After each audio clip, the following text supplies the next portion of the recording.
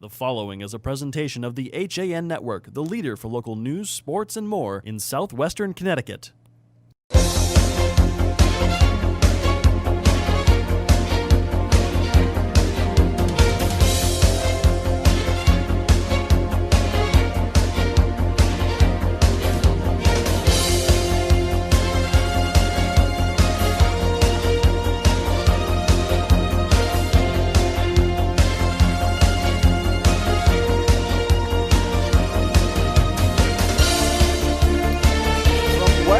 Connecticut, we are at Staples High School.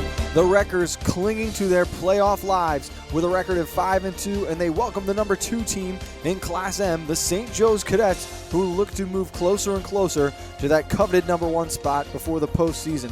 3 weeks remain, and life does not get much easier for the Wreckers after this, but they've got to pick up a win here tonight. I am Frank Granito for the HAN Network, and I am joined in the booth tonight by John Kovach. John, 2 of the top teams in the conference. Playoff implications on the line here. Both teams want to get off to a quick start. As close to an early season playoff game as you can get. Really could be an elimination game the way the state playoff rankings fall out. Staples won the toss. They will receive. Luke Kirby to kick. Harrison Levi is deep with Kevin Rabax. And this one a short kick, fielded on the 10-yard line by the sideline. Rabax over there. Gets what he can and is wrapped up and brought down just inside the 25. We will see the Wreckers offense for the first time tonight, John. And why don't you tell us about what we can expect out of this Staples offense? You've got the return of Andrew Speed at quarterback in the air, 36 of 65 for 485 yards, 4 TDs, but 3 INTs there. I think they're going to look to control the clock tonight. And, of course, Speed has also rushed for over 400 yards and 5 touchdowns. This is a run-the-ball option type of offense. He's thrown it quite a bit, and we've already got a flag here. Too many men coming out of the huddle. Substitution infraction, broke the huddle with 12. He came off late. Not a great start. You really don't want to see that before the first snap of the game. Definitely not what the Wreckers wanted, so it'll be 1st and 15 to start this one now from their own 19-yard line. Early in the season, before it even started back in August, the Wreckers lost Ethan Berger for the year. He was their leading rusher last year until tearing his ACL. They've got a bevy of good running backs, though, and here is one of them. As starting this one off is Elliott Pooley for the Wreckers. Grinding ahead, and he gets back near the original line of scrimmage. Call it a gain of 5.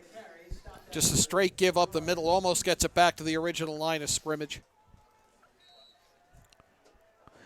The Cadets defense is led by a pair of defensive ends who are 2 of the tops in the conference. You've got Brian Harner and Adam Derbyshire, both having great years here for the Cadets.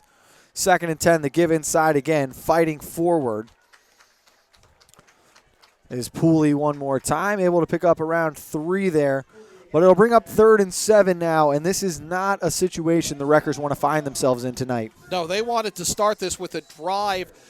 Pooley getting a lot of yardage by himself. This block's not being sustained on the 1st or 2nd levels. If you take the penalty out, we're looking at 3rd and 1 right now, and that's a situation the Wreckers are comfortable in, potentially having to put the ball in the air now. Watch out for Fit in the big tight end, but they go with the bubble screen here. Making the first man miss? No. Good tackle. As wrapped up right at the line of scrimmage was Harris Levi. Sniffing out that bubble screen, Connor Murphy, junior defensive back for St. Joe's. He saw that, played his man, came flying up from the outside, made the tackle, forces the Wreckers to an early punt. We've just learned, actually, Ryan Fitton is out. It'll be Griffin Lundquist filling in there, assuming the tight end responsibilities. Of course, senior night here for the Wreckers. We saw these seniors being honored, walked out with their parents before the game. Fitton normally the punter, so that's something to keep an eye on. Is this a Shankopotamus off the side of the foot and rolling out of bounds? The Cadets will have great field position, assuming the punt duties tonight, Ben Mandermew. And that one only gets out to the Staples 42. Really no change in field position almost. The Cadets almost polar opposite in their offense compared to what we'll see out of the Wreckers. This is grip it and rick it. They're going to fling it around, and they've got one of the best receivers in the state. How quick do you want to score here with this good field position? I wouldn't be surprised to see the Cadets take a shot right away on first down. Babineau, the quarterback, Sheridan in the backfield, and they bring Malazzi in motion. Fake to him, looking downfield. Plenty of time for Babineau. Now he steps up. Did well getting back over the line of scrimmage and is brought down after a gain of 2. Number 3 in motion there, Jared Malazzi. That is the top target for the Cadets. Babineau's favorite target. He's got over 60 catches on the season for more than 800 yards. Standing up here comfortably where I am and not feeling pressure, I could see Malazzi was open on that swing there. He could have hit him for the outlet, and they probably would have gotten more. But I think they were looking to take that early shot. They come back again, fake to Malazzi. Now they go down the street, and it's intercepted. Working down the far sideline, picked off by Pooley. Cuts back, made a man miss, and he's finally wrapped up, brought down at the 49-yard line. Only the second interception of the season thrown by Malazzi, and a good job by the Wreckers defense responding early on. They stayed with the vertical routes. They stayed in their drops, stayed on the hip. That's how they picked that off. Pooley now with all the yards offensively and defensively for Staples. It's about a 15-yard return to the 49-yard line. Staples staying in this trips left set. Out of the pistol formation we expect as well. Pooley behind Speed. 3 receivers at the bottom of your screen. Motion is Levi. Dive inside to Pooley again. Tough to read the numbers on the Staples uniforms, this gray with blue. It's a nice look. I mean, I like the look. It's tough through the window to read the numbers. But they have that receiver on the top of the screen so wide he's outside the numbers. Really not a lot he can do to the outside. He's got to come across. That's Max Lonergan at the top of the screen. Levy in motion again. Option play, Speed keeps. He's got Levy with him, cut back inside. And he picks up about another 5 yards there, so 3rd and 1 now looming for the Wreckers. Good job on the option there. He dropped his shoulder. He was just going to take that corner. He still had the ability to pitch, but he carried it as deep as he could and made something. And you remember, John, week 1, we were there for Stanford and Danbury. Danbury, that option team, and we emphasized the importance on defense of doing your responsibility. Absolutely there. You cannot come off your assignment. They go to Pooley inside, easily picking up the necessary yard and then some. It'll be first down for Staples, first one we've seen tonight. If Staples can get the option threat going, they've already established something in the middle.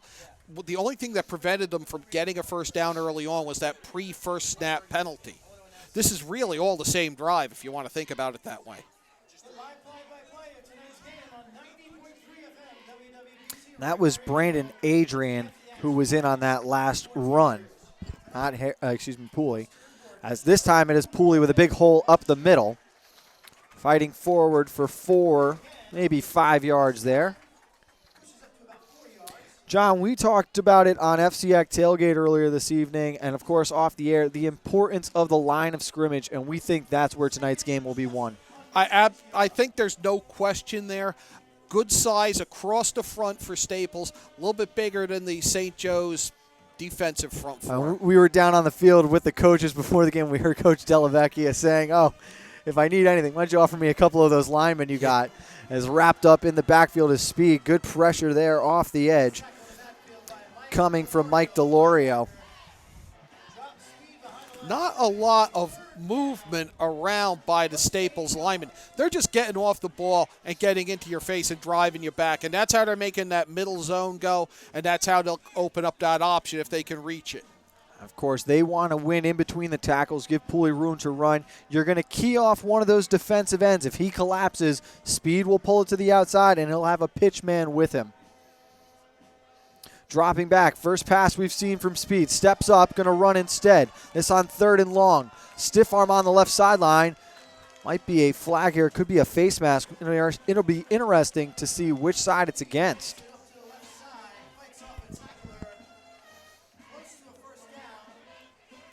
Where it stands, Speed is a yard shy of the first down.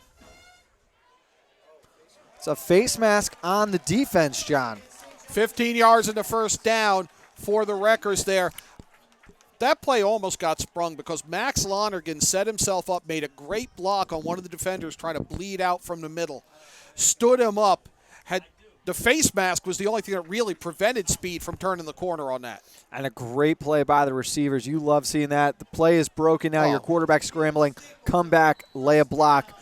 It'll be a first down for the Wreckers now. They're inside the red zone for the first time tonight. Ball on the 15. Trips at the top of your screen.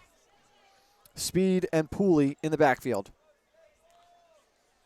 The give inside. And correction, that is Levy taking the carry. Pickup of about 3, maybe 4 on the play. Nothing fancy there. Just give the ball up the middle. See what you can get. It's body punching right now. We're in a neighborhood here. We're good. Sorry about that. Right now, under heavy pressure, Alec Pelletier and Joe Clucky in the middle of that defensive line for the Cadets. They are struggling to maintain the line of scrimmage at the moment. There's just so much size, tackle to tackle, on the Staples Wrecker team. And Speed's got to use a timeout. Didn't like what he saw. And that coming with 5:46 remaining in the first quarter. Let's step aside with him. We'll be right back with more high school football on the HAN Network. Connecticut is coming back to hometown banking. To a partner that makes small businesses feel big. Where community comes first. Where high-tech tools go hand in hand with a human touch. Where you get the know-how only neighbors can deliver. Where saving time is important too. It's time to expect more. It's time to bank well. Bank smart. Bank local. Bank well.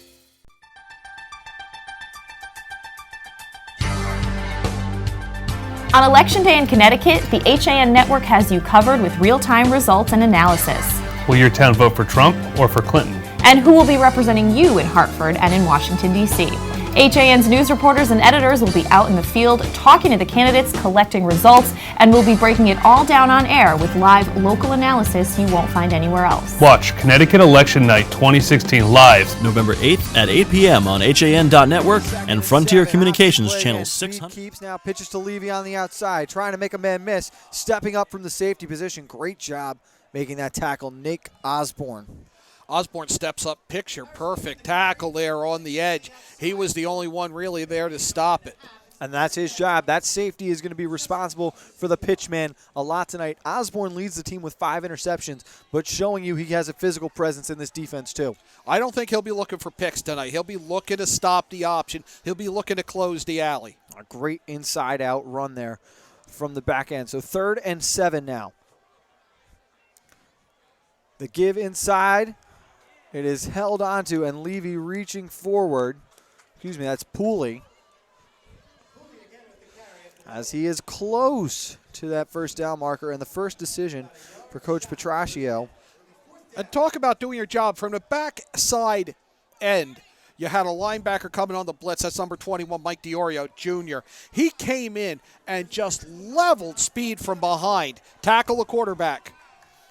4th and 2. They've got the jumbo package out there, John. Under center for the first time tonight. It's Speed. Powerhouse in the backfield. 2 tight ends. The give. Trying to fight his way forward. It's going to be close. I don't want to hazard a guess here, Frank. This is going to be close. The Cadets think they've stopped him. And that is the signal indeed. That was Levy on the run who was stopped at the line of scrimmage. They're not even going to measure. That's how confident they are. Speed is continuing to plead his case to the officials to no avail, not even a measurement. St. Joe's with the stop and the first down. And a huge stop on a 4th and 2 from their own 12-yard line. But let's look. We're almost 8 minutes into the first quarter, and other than one snap that was an interception, Staples has held the ball the entire time. They're keeping the St. Joe's quick strike offense off the field. We talked earlier today with Coach Delavecchia, and he talked about how this is a Staples defense that has blitzed more than he's seen in the past 20 years. Would you be surprised if maybe the Cadets come back, try some of these screen plays where they get Malazzi so involved? They go to one out route here. Great coverage on the outside as this one was knocked away. And that time it was the outside linebacker, Julian Ross, one of the captains for this Wreckers squad. Who backpedaled to do that because I think he got maybe a little bit of a late read on that. He knew there was somebody open behind him, backpedaled in the volleyball spike to break it up. 2nd and 10 now, ball on the 6-yard line. First carry of the night for Sheridan, and he is met immediately in the backfield and wrestled down. The freshman's having a great year for the Cadets. 120 carries, over 550 yards, 6 touchdowns. But his first one tonight goes for a 2-yard loss. Great job by George Harrington making the stop there. Frank Harrington almost took the hand off himself. He was in there that quick. St. Joe's needs some breathing room right now. They're going to be putting off the end line if they can't get out of here. And how aggressive do you get right now? 3rd and 13 from your own 3, John. Personally, very. And they have seemed to agree. Babineau steps up. He escapes the end zone. Now looking to run. Gets close to the 15-yard line. He's actually going to be only a couple yards shy. Good job there by the senior getting what he can. And here comes the punt team, Frank. I would be stunned to see anybody go. Not unheard of to go for it here, but get out of here. Good job by the Wreckers defense. And again, only a minute taken off the clock there by the Cadets offense. Correct. Pagliarini will do the punting tonight for the Cadets. Great defensive stand. And it starts on 1st down with that great defensive play from your outside linebacker. Malazzi is a tough man to cover in general, but he's got to get there from the slot. So Wreckers bring a little pressure. Pagliarini's kick. Fielded. Good job getting upfield there by Raybacks. And making the tackle that time for the Cadets was James Sequeira. Just finishing it off. He had the runner already off balance. Not a great punt. So the second really short punt that we've seen. And there was pressure coming from the Wreckers there. Obviously, Pagliarini looked like he had to rush that one. But the biggest thing I've noticed in this first quarter, or at least the most consistent, great field position to start drives. Tremendous field position. I'm surprised we didn't see more of a wholesale effort for a block, to be honest. Speed and Pooley in the backfield. Trips to the top of your screen. The give inside, cutting to his right, fighting forward and rolling over the top of the pile. He's able to pick up 5 yards on 1st down. And with the exception of that first drive, again, that penalty shoots you in the foot, the Wreckers are averaging close to 5 yards a carry right now on 1st down. If you can average 4 yards a play, you're just cranking out 1st downs. They're doing it right now. You got to get points. 2 minutes remaining in what has been a very quick first quarter. Have not seen a balanced formation yet from the Wreckers. I don't know that you will. Pooley, no. Speed keeps, tries to cut inside, and again stepping up and making a play on the edge was Nick Osborne, the safety. Correction that time. It was number 21, Delorio. We've heard his name a couple of times from the junior linebacker. Speed gives you that ability to once they start to collapse the defense in to stop those A-gap, B-gap runs, he can pull it back and get the corner for you. It's really a nice inside-outside threat to have. But again, it's another 4-yard carry, so 3rd and short coming as the jumbo package back on the field. They were denied last time.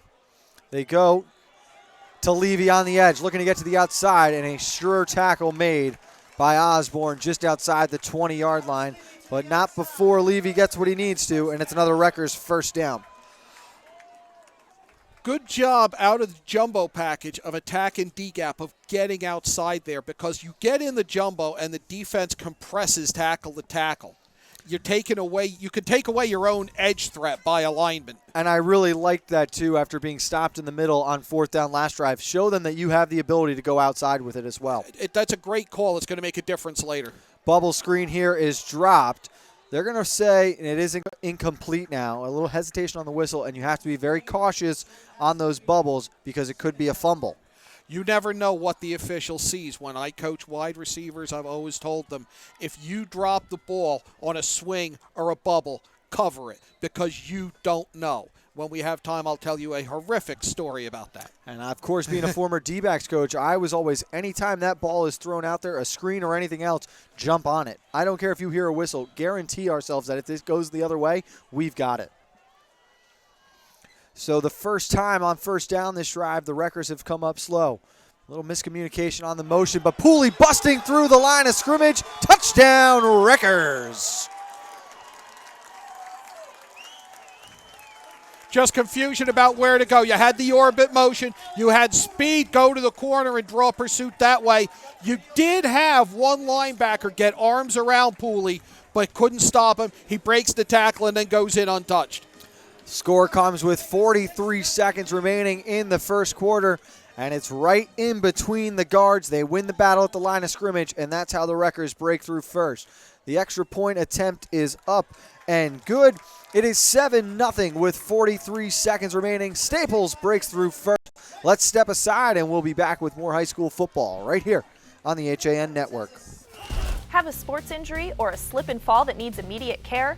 Coastal Ortho Express Urgent Care gives you direct access to an orthopedic specialist fast, without an appointment. Biking, golf, tennis, soccer, whatever the sports injury is, sprain or fracture, Coastal Ortho Express can help. Coastal Ortho Express Urgent Care, open Monday through Saturday, now in 2 locations. The iPark building at 761 Main Avenue in Norwalk and 36 Old Kings Highway South in Darien. Or go to coastalorthoexpress.com, like them on Facebook. As you're getting back to your regular schedules, we're excited to get back to doing what we do best, offering you the freshest seasonal fare and all the ingredients for a healthy start to school. So shop Walters. Back on the HAN Network, Vandermeer's kickoff. Low line drive, taking one hop, fielded just inside the 15-yard line. Looking to hit the seam. Slipping through one tackle there, it's Robbie Miller, the junior corner. A flag comes flying in from the side judge. After the return, ends up right around the 33, John. Not really sure what that flag could be because I didn't see a person where it landed. Normally you're thinking it's a face mask or it's a block in the back. And just based on the way that return worked out, especially with him slipping out of a sure tackle, you got to lean block in the back, possibly a hold. Block in the back or a hold. Face mask against the Wreckers. So that's a tough face mask. Second one we've seen. That is a personal foul here. Something to remember, though. The 5-yard inadvertent face mask does still exist in high school. It is at the referee's discretion. Yeah, I thought they had done away with it a few years ago. And that was actually just in college. I spoke with Tom Brown, one of the well-known officials throughout the state. He's on this staff tonight as one of the wingmen, but he explained to me the 5-yard face mask is still in high school football at the referee's discretion. Third drive for the Cadets. Quick fire here. Pesmeg's got it. Slipping through a couple of wimpy tacklers, and he's up over the first down marker in to Wreckers territory. Just a little stick route, get upfield, find an open spot, sit and wait for the throw. Pesmeg, the second leading receiver on the squad. He's got 37 catches on the year now, almost 600 yards. And, of course, he has 6 touchdowns. Last time we saw the Cadets playing Wilton, he scored 3 touchdowns that afternoon. Low snap. Babineau fakes the screen, looking to escape now. Wrapped up, thought about throwing it away. And finally brought down for a sack. A flag came in late. And the Cadets just struggling to get in sync right now on offense. And it's going to be a hold here on the Cadets, so they'll back it up. You know what? I might actually take the sack, John. 2nd and long versus 1st and 20. This is one that I seriously think about taking the play. Get the ball out of their hands. Field position's not that important because they're going to take the shot. They don't care how many yards they have to make up. I think the only reason you take it here, the foul occurred 4 yards behind the line of scrimmage. It's 10 yards from that spot, so now 1st and 24 coming up for the Cadets. Yeah, I mean, there's no wrong answer there. It's just how do you want to approach it. But sometimes it's better to decline it. They wind the clock, and that will do it for the first quarter. Staples broke through on the Pooley touchdown run from 22 out with 2 minutes remaining. At the end of one, it's Staples 7 and St. Joseph 0. We'll be right back with more football on the HAN Network. As you're getting back to your regular schedules, we're excited to get back to doing what we do best, offering you the freshest seasonal fare and all the ingredients for a healthy start to school. So shop Walter Stewart's for everything fresh, from A, apples to Z, zucchini, and from cotton candy grapes to back to nature all-natural snack bags. We save you time by stocking all of your favorite back-to-school essentials under one roof. Walter Stewart's Market, 229 Elm Street, or shop online at stewartsmarket.com. Hi, this is Leo Carl from Carl Chevrolet in New Canaan, and you've heard me talk about the Chevy Volt for years. The new model gets 53 miles on EV charge daily, plus 420-mile full range. But don't take my word for it. You need to come in and test drive the Volt yourself. Visit us at 261 Elm Street in New Canaan or online at carldirect.com. 1st and 24 for the Cadets to start the second quarter. They trail 7-0 here on the HAN Network. From Staples High School, Frank Granito and John Kovac on the call as they hit Pesmeg again. He lost the football. Loose ball, and it is a mad scramble now. The Wreckers might not have come up with that one, John. They missed it originally. I think it is Staples because there was nobody from St. Joe's near it. And it is Julian Ross who comes up with the recovery. Pesmeg had gotten beyond the original line of scrimmage. They were going to have second and maybe 6 or 7. Punched out from behind, and the Wreckers take over. Another costly turnover for St. Joe's. Babineau throws an absolute fastball that gets snagged, but the defense is right there, and because they hit Rapp and the second man through pops the ball loose like you're coached to do, Staples gets the ball back. And that right there, they call that hitting the hot route. They send the motion, recognize the blitz. He just gets rid of it to Pesmeg quickly.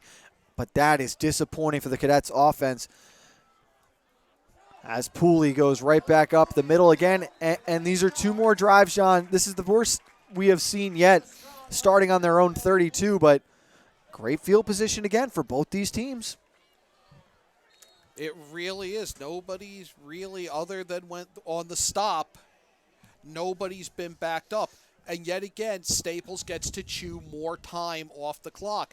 You've got to say they're 10, 11 minutes of field. They're over 10 minutes of possession right now. 3 drives for the Cadets. They have got maybe 3 minutes total. As fighting his way through. Great run here. Late flag flying from that back judge as Pooley had picked up enough for a first down. We'll see what the call is, though.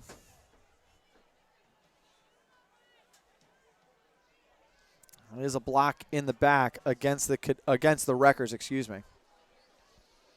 But you're right. We talked about how important controlling the clock was. We had Andrew Speen and Coach Petrosio on FCIAC tailgate earlier today, and the first thing Andrew said was, in order to get the offense back in rhythm, we had to set the tempo. We had to dictate the pace and control the clock. They are doing that exceptionally well right now.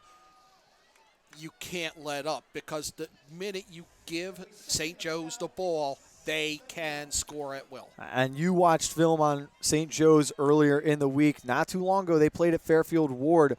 As some miscommunication in the backfield here, but Speed making something out of nothing along the left sideline, and wisely runs out of bounds after he picks up a first down. You watched film of St. Joe's and Ward. St. Joe's fell down 14-0 before coming back and winning by 37. Came roaring back. They started to dominate up front and started to hit the pass. That's how they want to do it. Great job by Speed to make something really out of nothing there. The fake goes bad when the back goes to the back of the quarterback. Speed went to the right. Pooley faked on the left side. A good job by Speed, staying composed. The senior missed their game against NFA when Staples struggled the most. Looked to still be a little bit banged up 2 weeks ago when they played against Ridgefield, as Levy coming in motion. Speed dropping back to pass, looking over the middle. Wants his man on the post route, but he overshoots him, as that one was intended for Longerim. Good coverage by Ace Lizzetti down there. I believe that was number 1.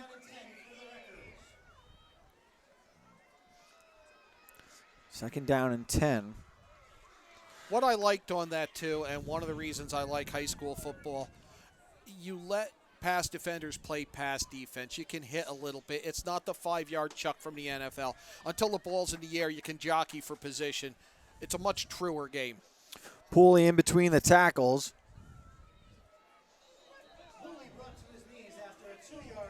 Runs into a group of Cadets there after a gain of about 4 yards on that one. I understand taking the shot when Staples did. They didn't miss it by that much, but now they're facing a 3rd and 7, and it's not a great place to be. And they flip formation during a series to bring in trips now to the wide side. You have to wonder if this might be 4-down territory with fit in the normal punter out, as this one knocked down at the line of scrimmage. Great play there, and that one was made by big number 44, Brian Harner. With the wholesale changes here, I have to think they are going to punt.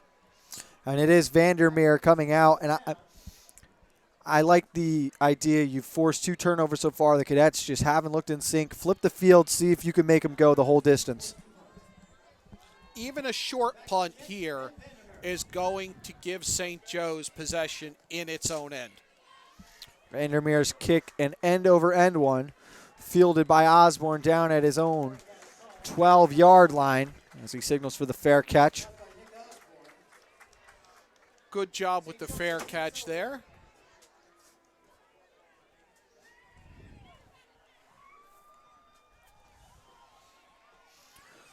The Cadets have gone 3 and out and have turned the ball over twice so far tonight. As it's been the Wreckers defense who has shined the brightest on a perfect football night here in November. You could not ask for a better night.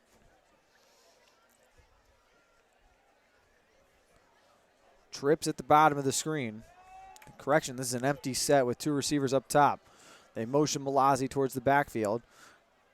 Give the jet sweep. Trying to find a seam, but coming over and wrapping up the speedy receiver was number 77, Nick Rahm, for the Records. Sorry, Frank. That play developed a lot more slowly than I expected. And one of the things about Malazzi, while there is speed there, he's much more of a possession receiver than you would expect. Not the biggest in stature, but they like getting him the ball on screens. He runs good routes, and he has does a great job of picking up the yards after catch. And here is one of those quick screens as they fire it out to the right side, making the catch and picking up the first down. For the Cadets was number 84, Charlie Pagliarini, the sophomore, getting some action on the offensive side. First and 10 on the 26-yard line. Babineau in the gun. Rolling to his left. Fires one out on that out route. He's got Malazzi. Tries to go up and over as he is flipped by number 24, the corner, Thomas Moy. Did not miss landing on his feet by much after making the leaping catch in that flood route concept. Roll the quarterback, 2 outs and a vert, and see somebody has to be uncovered. He hit the deep out, able to connect. Now it's trips to the field at the top of your screen. First and 10, and they fire one out quickly to Malazzi, looking to get upfield. As he cut back inside and picks up about 5 yards. A late flag comes flying in. Just firing that screen out there to the trip side. The middle receiver takes 2 steps forward, steps back behind the line to catch it, makes all the blocks downfield legal, and they're getting some yardage on it. We have this, looks like they're going to lose yardage on the penalty here, though. I think it is a hold against the Cadets. Of course, Malazzi has already set the school record for receptions in a season. That number was 61. He is now up to 67 this year. Only 300 yards shy of the individual record. And he is 1 touchdown reception shy of setting that school record for a season. A young man having quite the year for this offense. Ace formation. Babineau looking to the right. Pump fakes. Flushed out of the pocket, now gets rid of it. This one goes into the Joe's bench. Smart not taking a loss there, especially after the penalty on first down. No, good move there. I don't know that St. Joe's doesn't have to shorten the routes a little bit here. Do they have to look for the quicker stuff, the curls, the hitches underneath, as opposed to the longer vertical goes and whatnot? What do you think? Well, one of the big issues that Staples had in that loss to Richfield is they give to Sheridan Pesmeg with a big block there coming back towards the line. And Sheridan fights for about 4 yards. One of the big issues Staples had in their loss to Ridgefield, which was a 42-7 shellacking for Which shocked lack a of lot better of people, terms. myself included. Tackling was one of the biggest issues. So I agree, shorten routes up, get your receivers consistent catches, and force the Wreckers to make plays on defense. Right, we've seen Babineau under pressure a lot more than I think he's used to and a lot more than I think he wants to be. Babineau dropping back, looks over the middle. He's got Pesmeg right at the sticks, and it was knocked loose. It'll be ruled incomplete. Great hit coming there from the safety, Danny Thompson. Just a huge legal hit. Pesmeg is still down. Might have had the wind knocked out of him there. Yeah, he got drilled right into midsection. Second time we've seen a hit like that. The punt unit is jogging out onto the field. 7:53, but again, if Pesmeg holds on to that, John, that's a first down for the Cadets. I thought he had it, but that hit was so hard and so good, and he's up and getting off under his own power, that you just can't hold on to the ball. That's separating the ball from the receiver. It was very well done.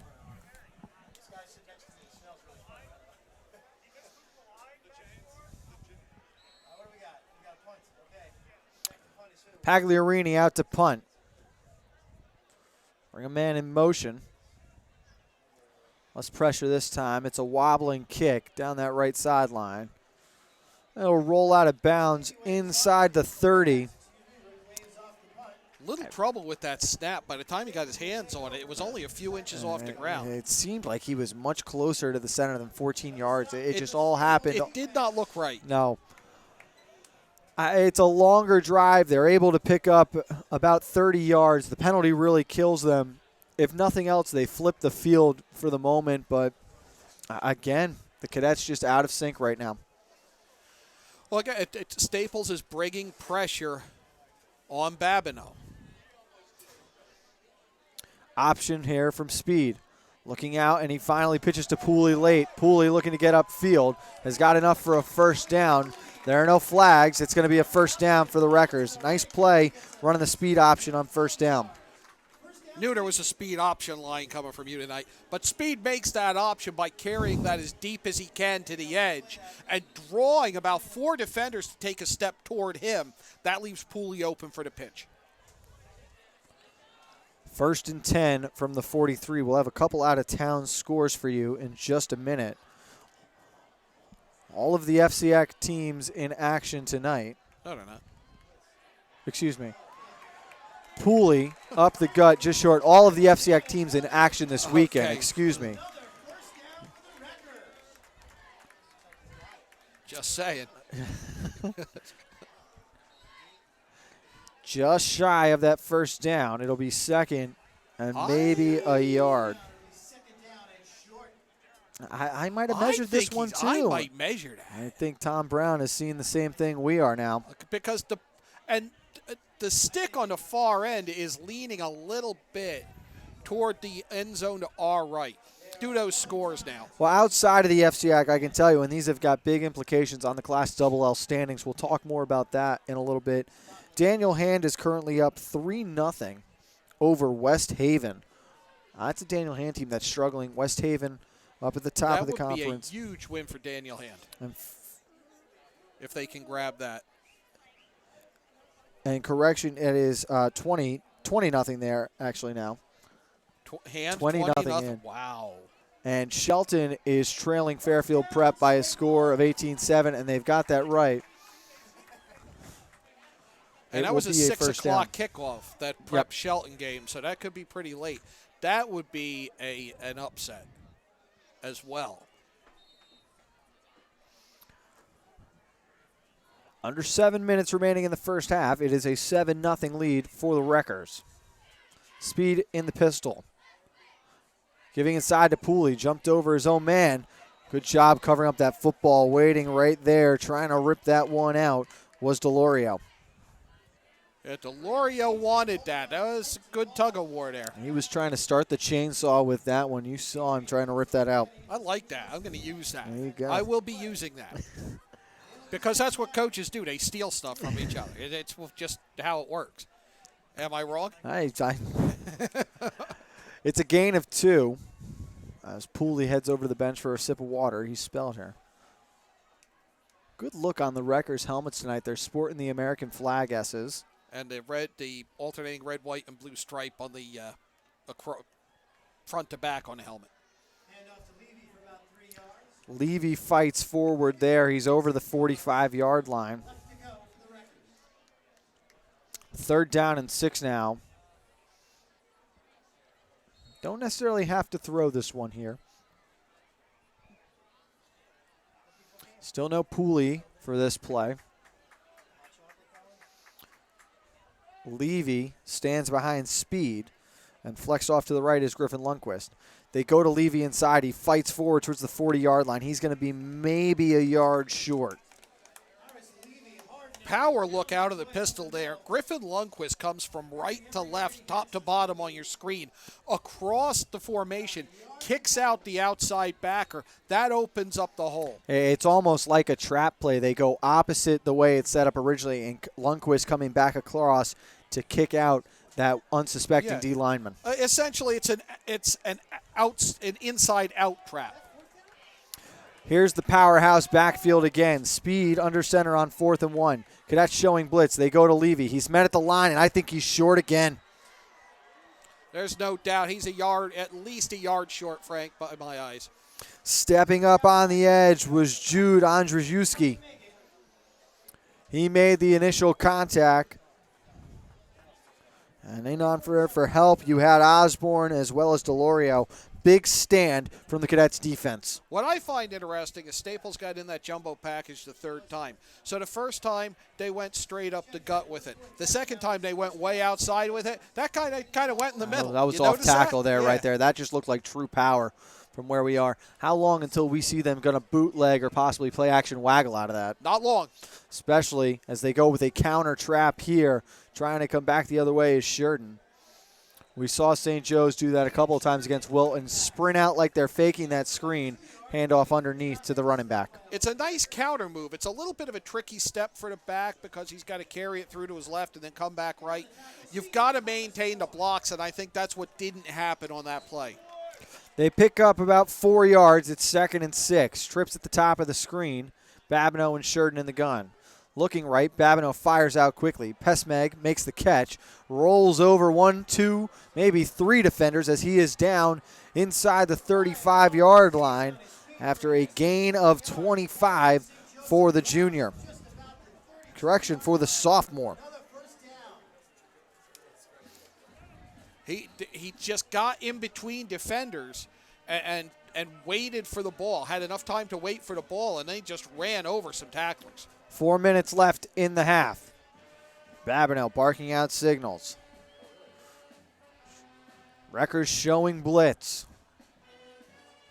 And they come. Quick strike there. Malazzi on the slant. Cuts back to his left. Now he's trying to win a race on the outside. Moy's got him wrapped up by the ankle, and he finally falls down inside the 20-yard line, but not before he picks up 12 and a Cadets first down. Staples blitz to get more pressure on Babineau. That leaves the slant wide open. There's no second-level pass defender there. He just came in. There was nobody near him to break that route up.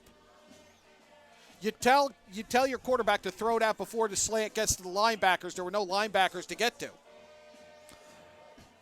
Inside zone play. Sheridan cutting back to the left, heading towards the goal line. Great stand there. Good tackle that time on the back end.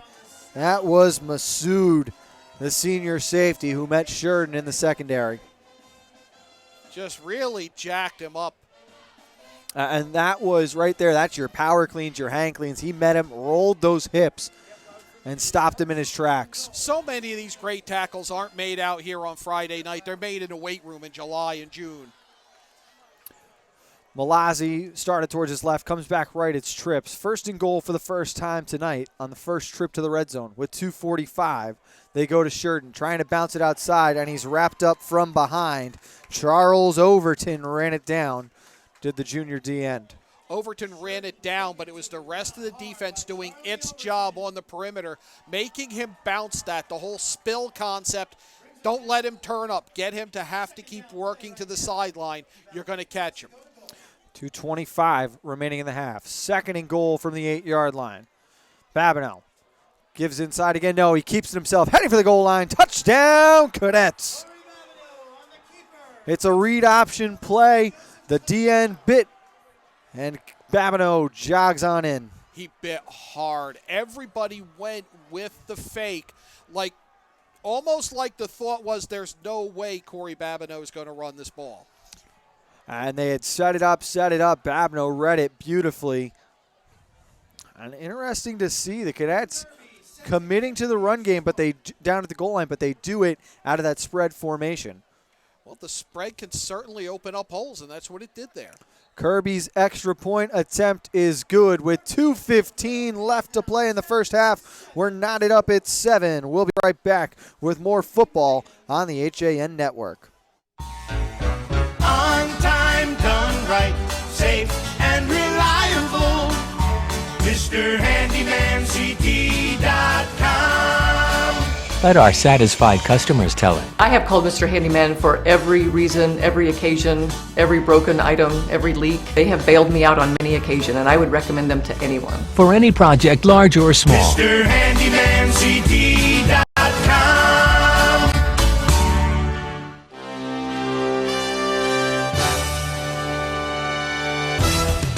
Give your day a jumpstart with the latest news, sports, weather, and more on Coffee Break, live on the HAN Network, weekdays at 11 a.m. Connecticut news doesn't get any more local than on Coffee Break.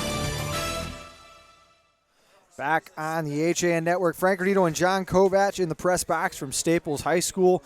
Cadets finally able to convert on a drive. They did it, I thought, with smart play calling. They recognized blitz. Babineau getting the ball out of his hand quickly. Missed tackles. Again, though, plaguing the Rutgers defense. The long pass up the far sideline gets them deep into Rutgers territory, and then they just work away. They're able to string some plays together. Staples can't get impatient here. They need to try to use all 2:15 that's left on the clock to score. Raybeck's on the return, spun out of the first tackle, and then diving in, helping to make the play for the Cadets was Robbie Miller and Connor Murphy.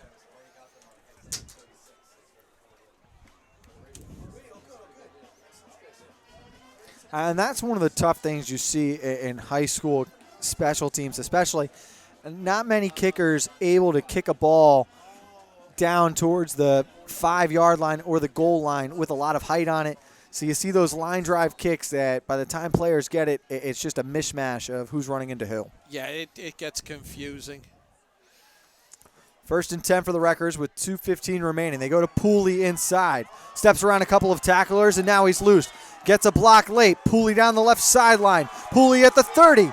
Pooley to the 20, to the 10, 5. Touchdown, Wreckers! You don't need to throw the ball to have a quick strike offense, and there it was. Pooley ladders that outside, got great downfield blocking all the way down the field, and in seconds, Staples is back in front. With 1:52 remaining now, just 20 seconds after the Cadets touchdown. Pooley goes 75 yards for the score. That is a run that sends a message. And you said it best. It was the downfield blocking. The receivers laying blocks all the way down. You preach to receivers. If you hold your blocks downfield, you can be the difference between a 10-yard gain, a 20-yard gain, and a touchdown. Well, if you're coaching receivers, pull out that clip and show it to them. Because Pooley gets to the line, he steps it out to his left, he steps it out to his left again, and then he's able to follow blocks for the rest of the 75 yards. And I think we even saw speed after the original gift because that play started to the right. Pooley breaks through a tackle, cuts back across the left. I think speed had gotten up to the next level and laid one of those blocks. I want to see the play again because I can't appreciate on first glance how beautiful that was. 75-yard, the big run there for the senior, and it took just one play for the Wreckers to reclaim the lead. Now 1:52 left for the Cadets.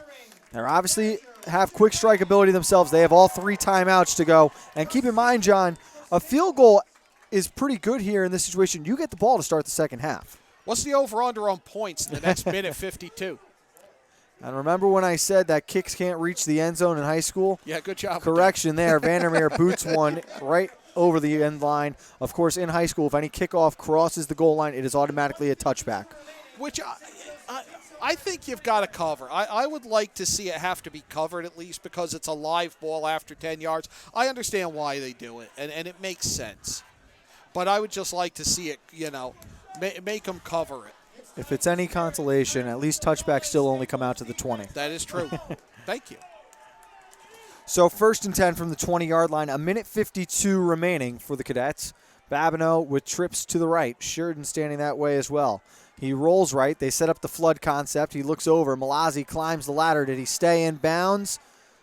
Yes, that's a good catch. And a first down for St. Joe's. I would call that a great catch, actually, the way he went up with a tackler already wrapping on him and focused enough to make the catch.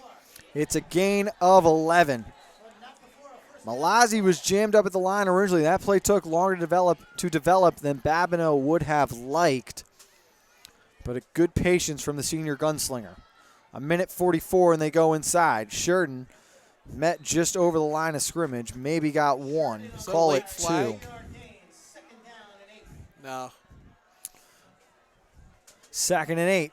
Clock running with a minute 30.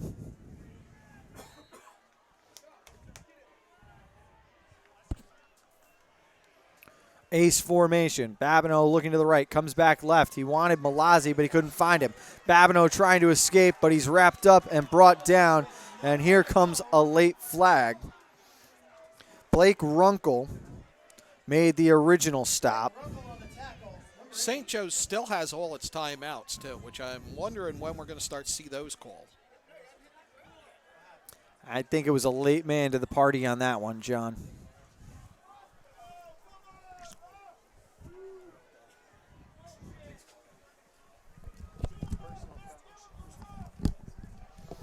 So I think it was an extra tackler there, John, at the last minute. That's the only call that makes sense, but that's a huge 15 yards for St. Joe's. And again, you mentioned it, all 3 timeouts, a minute 8 remaining. Ace formation, and they motion Malazzi from left to right. Fake the give, and then go to Sheridan on the counter. No gain there. One of the things detractors say about the gun and the pistol look there is you get the by the time the ball carrier, he's run 4 yards, he's only back to the line of scrimmage. We saw that there. He had a real nice knife-like cut going. He picked up a yard. Babineau looking to the right side, trying to throw one up. Overshot his receiver. It was almost intercepted. He wanted Pagliarini down that far sideline. I thought that was going to be a pick. One thing I think we're noticing early here, I think Babineau is more comfortable rolling to his right than straight drop back, and I think that's a way to counter this Staples pressure. Keep rolling him to the right. And we saw him roll left before on one of those flood routes, and he delivered a great ball thrown across his body. That was a very good throw, and that's not the easiest throw to make. 3rd and 9 from the 46. Babineau, deep drop here, looking to the left side. He's got the smash concept set up. Malazzi catches it twice, almost slipped through a tackler, and he is down at the 16-yard line. It's good enough for a first down, and Coach Della Vecchia is going to take a timeout with 28 seconds remaining. Perfectly placed ball from the senior. It was caught or it was incomplete. There was no in between. And it really was very well defended by Staples. The defender was right there. It's just that Malazzi had the wherewithal. He had his body between the defender and the ball. The sideline was the next stop. Bounced off his hands. He stayed with it and brought it in. And I thought that the fact that we saw Babineau use the 5-step drop there instead of a 3-step drop, it bought him an extra yard or 2 in the pocket and gave him the ability to have the time to make that throw because the Wreckers were closing in late but just couldn't get there in time. I think we're going to see him roll more as this game goes on. I think we'll see him drop deeper, and there's nothing wrong with that. He's got the arm strength, so that is not an issue at all. And again, it's the Wreckers are getting pressure, and when he's been in the pocket at times, he gets caught flat-footed a little bit. Got to remember to have hot feet for that quarterback to help escape. Well, the other thing, the deeper you drop, if you get pressure, you step up out of the pressure, and you're still not too close to the line of scrimmage to make a good throw. We have a stack formation at the bottom. Sheridan in motion. Babineau looking left with 28 seconds. Jump ball situation, but it's out of the end zone as he tried to connect there with number 83, Ryan Donegan. And they are letting him hand fight a little bit until the ball gets up in the air and let him play football. 22 seconds on the clock. Ball is on the 16-yard line. 2 timeouts remaining for both teams. It is 14-7 in favor of the Wreckers. Trips up top now. Babineau looking to the right. Flush from the pocket now. He's got to escape. Looks to get rid of it. He's got Malazzi open. Touchdown. Cadets, he held on.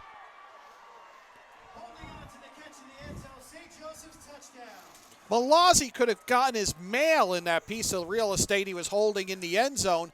Nobody around him. Looked like a blown coverage from where we were standing. D-backs might have gotten caught staring at Malazzi as he escaped the pocket. Either way, staring at Babineau as he escaped the pocket. Great heads-up play to see the open man and connect.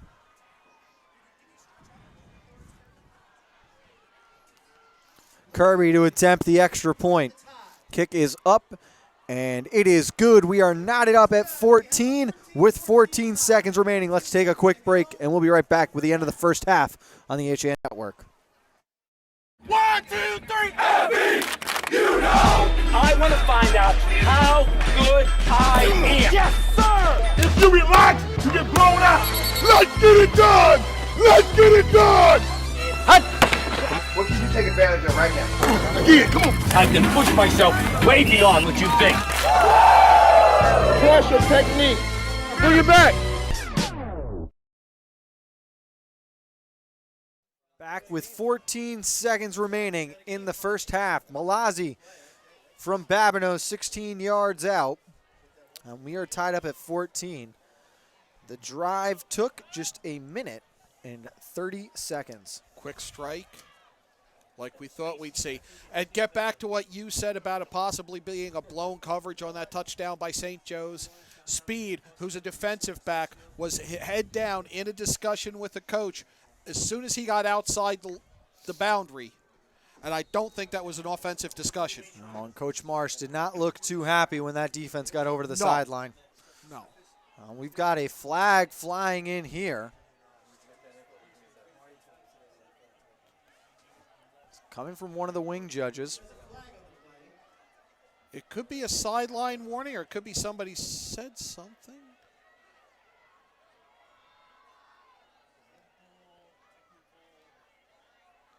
It's on St. Joe's. It is on, correction, it is on Staples. It's an unsportsmanlike penalty here. So someone on the sideline said something they should not have. I believe that's Sergeant Tom Brown working that side, if I'm not mistaken. That is correct.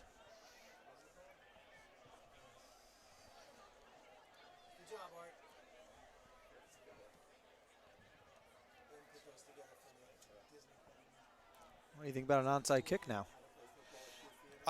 Why not? Why not? It's 14 seconds. You may as well. That won't be the case, though. Kirby sends this one into the end zone. Climbing the ladder was Raybecks trying to bring it back with him. I don't know. I would just let it go. I mean, what if it hits your helmet or hits your hands and bounces back into field of play, and there's somebody on coverage there to pick that up? If you're just going to catch as it goes in the end zone, let somebody who's not playing go shag the ball and let it go through the end zone. 14 seconds on the clock. Powerhouse set for the Wreckers. And that is the case. They'll sit on it and take it to the half, tied at 14. Staples struck first with Pooley from 20 yards out. Babineau responded. Pooley again in the second, and then Malazzi just 14 seconds ago as the clocks strike 0. John and I are going to step aside, but let's throw it over to Kate Japlensky for an HAN Network in-game news update. I'm Kate Chaplinsky, and this is your in-game news update on the HAN network, bringing you some of the area's headlines for Friday, November 4th, including that a state trooper was hurt last night in what has been the third day in a row that work vehicles have been struck in a construction zone on a state highway.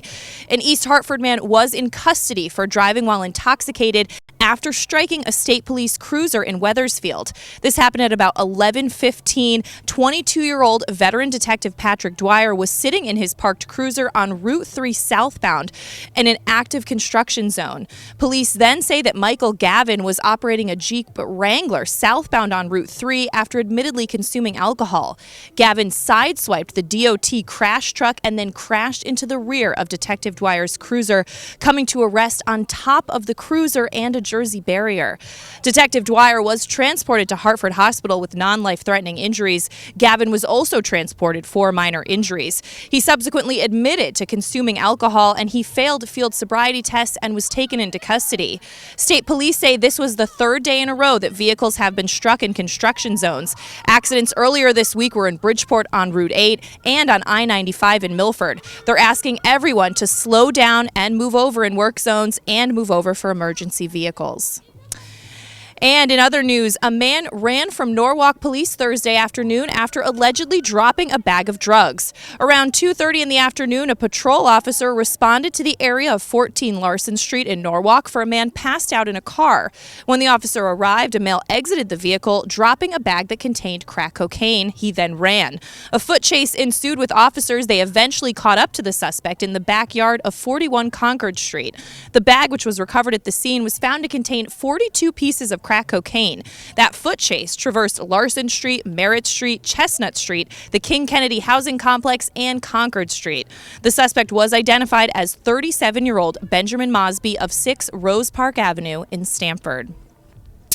And a Yukon senior who is accused of grabbing a woman's buttocks on the Yukon campus in Storrs Thursday afternoon has been identified and charged with fourth-degree sexual assault.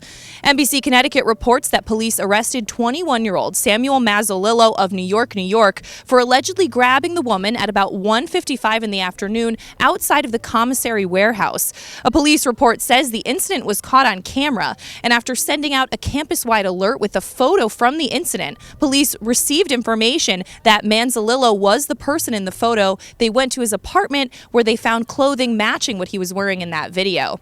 Manzolillo, an engineering student, was charged with fourth-degree sexual assault and second-degree breach of peace. And in other news, Darien teens Michael Barecki of Darien High School and Porter Bauman of St. Luke's School both competed in this year's Jeopardy Teen Tournament. That tournament was recorded on a remote Jeopardy set at DAR Constitution Hall April 12th and 13th, rather than the usual LA studio.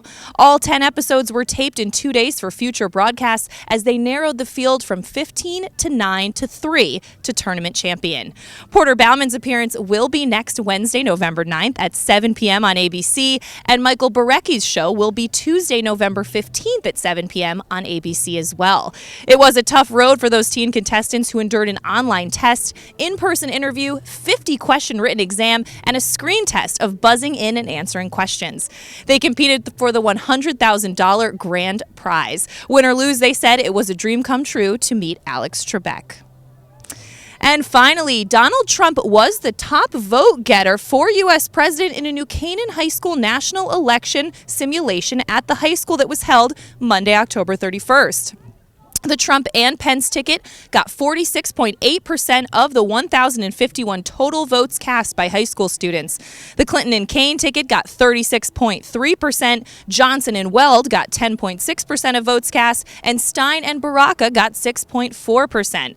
Some other local high schools have also been holding mock elections. Hillary Clinton won with Wilton High students and Greenwich students. Trump, however, did win at Ridgefield High's mock election a couple of weeks ago.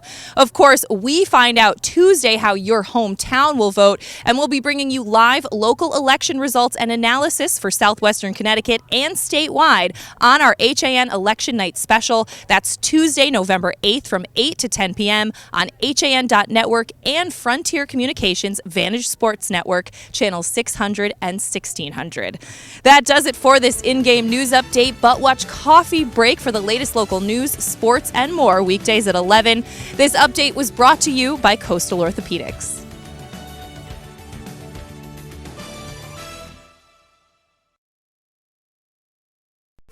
Have a sports injury or a slip and fall that needs immediate care?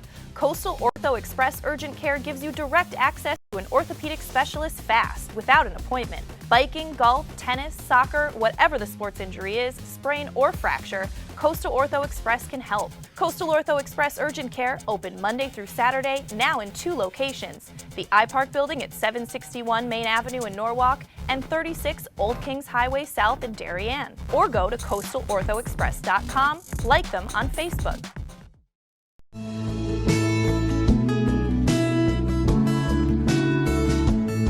This is now 44 years I've been in this business. Digital came along. After I was in business for about 6 years, I had to totally reinvent the business. So I had to make a tremendous investment in my business. And Milford Bank was there for me. I don't really just consider Milford Bank a bank. I consider them a trusted partner in my business. My name is Jim Wilson, owner of Milford Photo. I choose to bank with Milford Bank.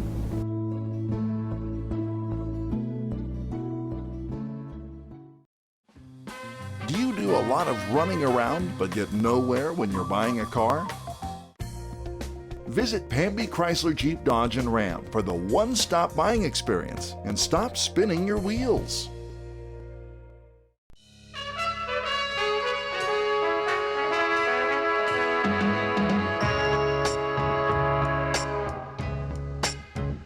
Washington Prime, now open on Main Street in Georgetown. Come enjoy our relaxed setting, excellent service, award-winning nightly happy hours, and feast on our creative new American cuisine. Connecticut Magazine's winner for Best Steak, Washington Prime of Georgetown. This fall, explore the beautiful landscape enhanced by the architectural design and art at the Philip Johnson Glass House in New Canaan. Open for the season now through November 30th, the Glass House is a National Trust historic site that sits on 49 acres of pastoral landscape, comprised of 14 total structures, and a permanent collection of 20th century painting and sculpture, as well as temporary exhibitions. Tours are available on Sunday, Monday, and Thursdays through Saturdays. Advance reservations are recommended. Visit theglasshouse.org for more information and to get your tickets. For unique and special holiday gifts, come to Touch of Sedona, a spiritual boutique located in the heart of Ridgefield, Connecticut. We have plenty of unique pieces, including Native American and equestrian jewelry, crystals, candles, incense, and books, as well as an ever-changing showcase of artists, intuitive practitioners, healers, and lots more. Happy holidays from Touch of Sedona, 452 Main Street in Ridgefield. Visit us today. Open 7 days a week. Connecticut is coming back to hometown banking, to a partner that makes small businesses feel big, where community comes first, where high-tech tools go hand in hand with a human touch, where you get the know-how only neighbors can deliver, where saving time is important too. It's time to expect more. It's time to bank well, bank smart, bank local, bank well. Have a sports injury or a slip and fall that needs immediate care? Coastal Ortho Express Urgent Care gives you direct access to an orthopedic specialist fast, without an appointment. Biking, golf, tennis, soccer, whatever the sports injury is, sprain or fracture, Coastal Ortho Express can help. Coastal Ortho Express Urgent Care, open Monday through Saturday, now in 2 locations. The iPark Building at 761 Main Avenue in Norwalk and 36 Old Kings Highway South in Darien. Or go to coastalorthoexpress.com, like them on Facebook. At In Sports Trumbull, the game is always on inside. Recently renovated and home to one of Connecticut's largest indoor turf fields, In Sports is a multi-sport recreation center providing state-of-the-art facilities for league play, camps, and youth programs. Sign up now for In Sports fall and winter lacrosse clinics and leagues. With programs ranging from first grade all the way through high school, there's something for every lacrosse player at all levels. Programs include college coaches clinics, youth box winter leagues, high school winter leagues, and 7-on-7 tournaments. For more information and pricing, visit us at insportscenters.com. Like us on Facebook. As you're getting back to your regular schedules, we're excited to get back to doing what we do best, offering you the freshest seasonal fare and all the ingredients for a healthy start to school. So shop Walter Stewart's for everything fresh, from A, apples to Z, zucchini, and from cotton candy grapes to back to nature all-natural snack bags. We save you time by stocking all of your favorite back-to-school essentials under one roof. Walter Stewart's Market, 229 Elm Street, or shop online at stewartsmarket.com. Hi, this is Leo Carl from Carl Chevrolet in New Canaan. And you've heard me talk about the Chevy Volt for years. The new model gets 53 miles on EV charge daily, plus 420-mile full range. But don't take my word for it. You need to come in and test drive the Volt yourself. Visit us at 261 Elm Street in New Canaan or online at carldirect.com. On time, done right, safe and reliable. MrHandymanCT.com. Let our satisfied customers tell it. I have called Mr. Handyman for every reason, every occasion, every broken item, every leak. They have bailed me out on many occasions, and I would recommend them to anyone. For any project, large or small. MrHandymanCT.com.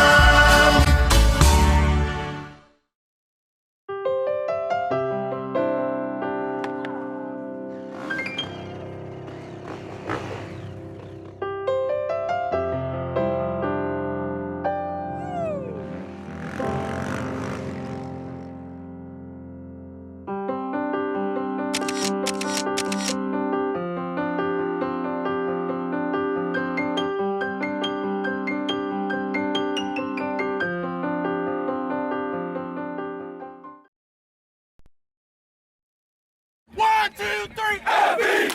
You know! I want to find out how good I am. Yes, sir! If you relax, you get blown out. Let's get it done! Let's get it done! Hut! What can you take advantage of right now? Again, come on! I can push myself way beyond what you think. Crush your technique. Bring it back.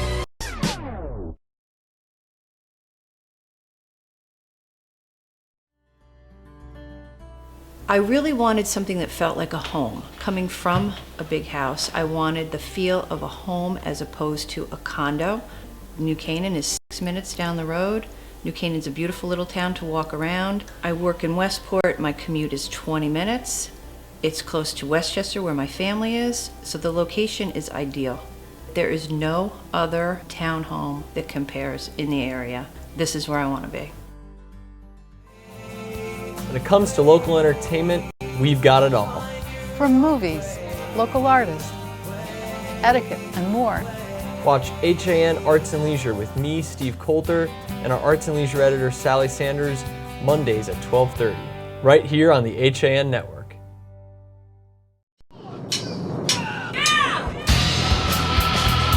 I'm Frank Granito. And I'm Donald Ing for the HAN Network.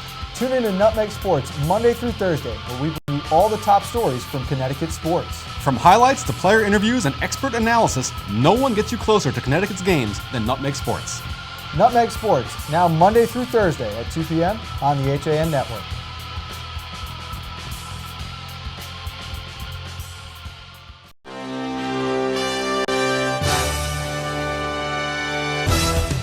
Give your day a jumpstart with the latest news, sports, weather, and more on Coffee Break, live on the HAN Network, weekdays at 11 a.m.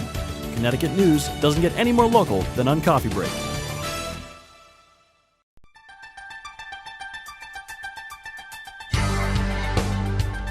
On Election Day in Connecticut, the HAN Network has you covered with real-time results and analysis. Will your town vote for Trump or for Clinton? And who will be representing you in Hartford and in Washington, D.C.?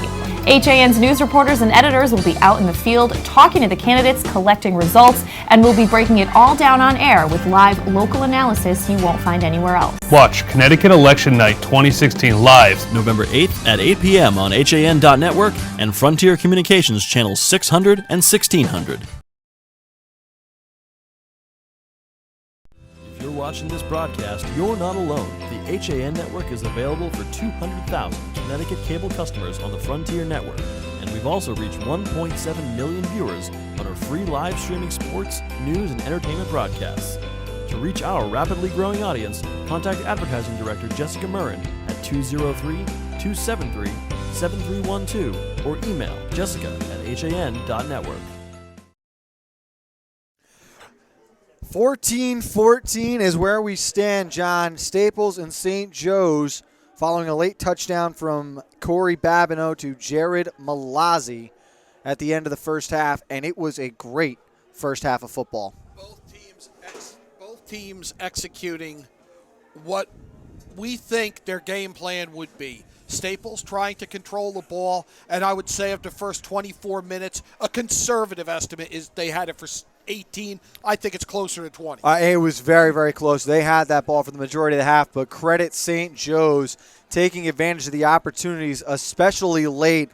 They're going to get the ball to start the second half now, but that was as great a drive from the Cadets, a huge mistake made in the blown coverage by Staples. I mean, Malazzi was 6 yards deep in the end zone, and there was nobody for the 6 yards from the goal line back. There was nobody to the side of him. I think there was one defender behind him, which you're really not helping things there. No, we saw the frustration from Coach Petrosio on the sideline afterwards. There was the penalty that resulted too. Someone said something to an official that was not received well. If you look at the scoring, only one touchdown in the first quarter. That was Pooley on the 20-yard touchdown run. Then almost a full quarter later, things got exciting. Babineau, after the long drive, an 8-yard touchdown run. 2 plays later after the kickoff, Elliott Pooley, a 75-yard touchdown run, made it 14-7. And then with 14 seconds after the 80-yard drive, Malazzi from 16 yards out off the catch from Babineau. We were tied at 14. I don't know that I would change anything right now if I was either team. No. Quite frankly, if you're the Wreckers, there's the blown coverage at the end there, but I thought the defense of Staples played tremendously in the first half. I think that's really their only breakdown. The scamper by Babineau, you had held them. They were in the red zone. They were going to get 3 out of that, I would think, anyway. I think nobody expected him to run with the ball, and he just read that. He saw a player bite, open up a lane for him, and he picked it up and went. It's going to happen. You're going to have breakdowns. You're playing assignment football. People wouldn't play zone or option football if assignment football was foolproof. There are going to be breakdowns. And it was the names that we expected to see making those plays. Pooley and Speed dominant for the Wreckers offense. Babineau to Malazzi, a consistent theme all year, was consistent again tonight. As this kick from Vandermeer down to the 5-yard line, Osborne bobbling, now able to recover and looks to find a seam. Cuts to his left, and he's wrapped up and brought down just before the 25-yard line. And the Cadets will take over to start the second half. That was a well-blocked return, but Staples' kickoff, they stayed in their lanes. They were so disciplined with that. They even blocked. There was just a wall for him to run into. He had nowhere to go. And I think Osborne maybe just a half second behind when he should have been there because of having to catch that kick twice. He did have to catch it twice, and he did have a wedge set for him, but they never got anything through the Staples coverage. So following the big drive to end the half, Babineau leads the offense onto the field, and first down they go to Sheridan. The freshman cuts right, steps back left, and then knifes towards the middle, picking up about 4 yards, just shy of the 30-yard line. Good run there from the freshman. There are few things that are more fun to watch than that cutback like that. And he is so agile, is this young man. Exciting to think that he has got 4 years left and how much he will grow as a player. Quick strike out to the right side for the screen pass, cutting up field, wrapped up and whipped down to the ground. at the 35-yard line. That will be a first down, and making that catch out wide for the Cadets was Jesse Bike. I almost think they go to that a lot on second down. I not charting plays, but it just seems to me on second down they go to that quick screen. Malazzi and Donegan at the bottom of the screen barking to get the play sent out. They finally get it. It's a give inside. Sheridan turning it upfield after reaching the tackles. He picks up almost 5 yards there. Another strong carry on first down.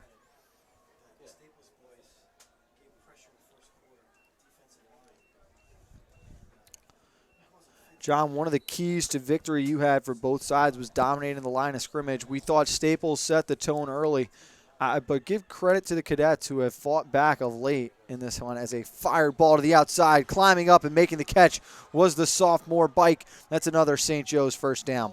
They are on the same page so well with Babineau. He just whips it out to the outside most receiver, and he gets up and comes down with it. But again here, credit the St. Joe's O-line who has taken back control, not allowing for that same push we saw early on from the Rutgers defense. Staples showing blitz on 1st and 10. They come with pressure. Babineau flush from the pocket, rolls back right, and on cue he's met by a whole gang of Wreckers, but one of them down at midfield and slow to get up, and now trying to jog it over to the sideline is number 77, Nick Rome. I'm certain that this information is getting down to the St. Joe's sideline from its coaches up above on the headsets. Malazzi did a double move there, a hitch and go. He had 10 yards at least on the defender.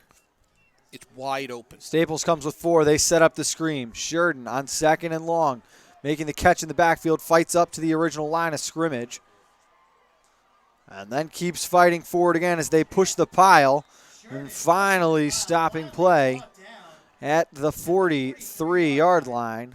It'll be 3rd and manageable now after 2nd and 20. That's kind of how every defensive coach wants every play to end. You want 11 hats on the ball. You had 22 guys in a pile there. Everybody wants that. You want everybody on the ball. 3rd and 6. Babineau rolling to the left side. Looking out wide. He tried to catch it. Pesmeg got, and it's caught there. Pesmeg had it originally, went through his fingertips, and waiting eagerly to catch that one was Malazzi. Off the hands of Phil Pesmeg, Jared Malazzi there to make the catch. I don't know that they were supposed to be that close together at the end of the route. Pesmeg's catching the ball off his hands. Malazzi's, and he had no real estate. He's right on the sideline when he makes the catch. Malazzi got tied up. It was actually a great jam and good contact from the safety, disrupting that route. But it ends up working out after Pesmeg couldn't handle the pass. First down, a double move again. Babineau under pressure escapes the first man. Now he's going to look to run on the right side. Crosses over the 20, heads to the sideline, and he scurries out of bounds. After a gain of 9, they had the double move set up again. I thought they might have been able to call defensive holding. Malazzi had someone tugging on his jersey as he looked to run by him one more time. You've got to make that tackle. That is the most frustrating thing for a defense, to have a quarterback for a loss and he spins out because you're out of control. You've got to break down, have your legs and your body under you, and make the tackle. That's not what happened there, and they paid for it.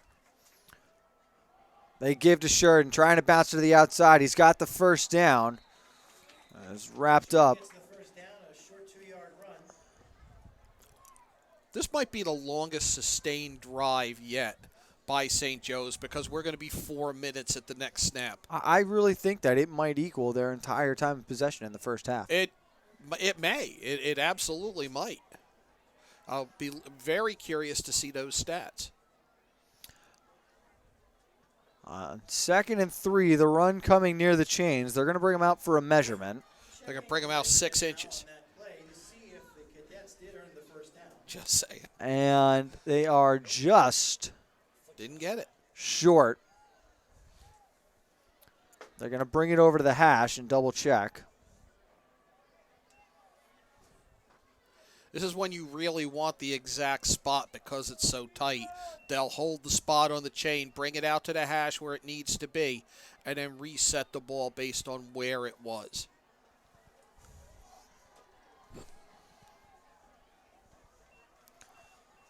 About the length of a thumb till the first down. Does Staples send a house here, Frank? We'll see. Outside linebackers are showing like they're going into coverage. They bring everyone.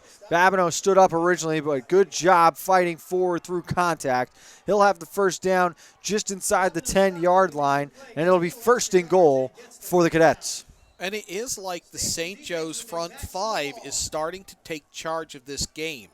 They're moving the ball on the ground a lot more than they were able to in the first half, at least in this first 4.5 minutes of the second. Ace formation. Last time in the red zone, they tried to ride Sheridan. This time, Babineau dropping back to throw. Rolling to his left. Now deciding to tuck it and run. He's wrapped up from behind and wrestled down. In on the tackle there was Runkle. They're just not getting the pressure on Babineau that they got in the first half. There's been an adjustment in blocking. I don't know if they're keeping a back in to pick up the blitz, but they've made an adjustment that has given him a little more time to, if he doesn't see an open receiver, have the room to run. Second and goal from the 5. Babineau and Sheridan in the backfield calling out possible blitzers. They fake the slant. Malazzi on the corner route. Touchdown, Cadets.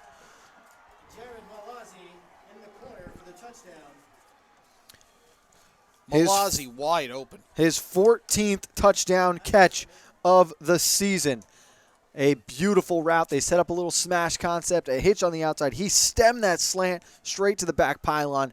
Perfectly executed. Well-run routes.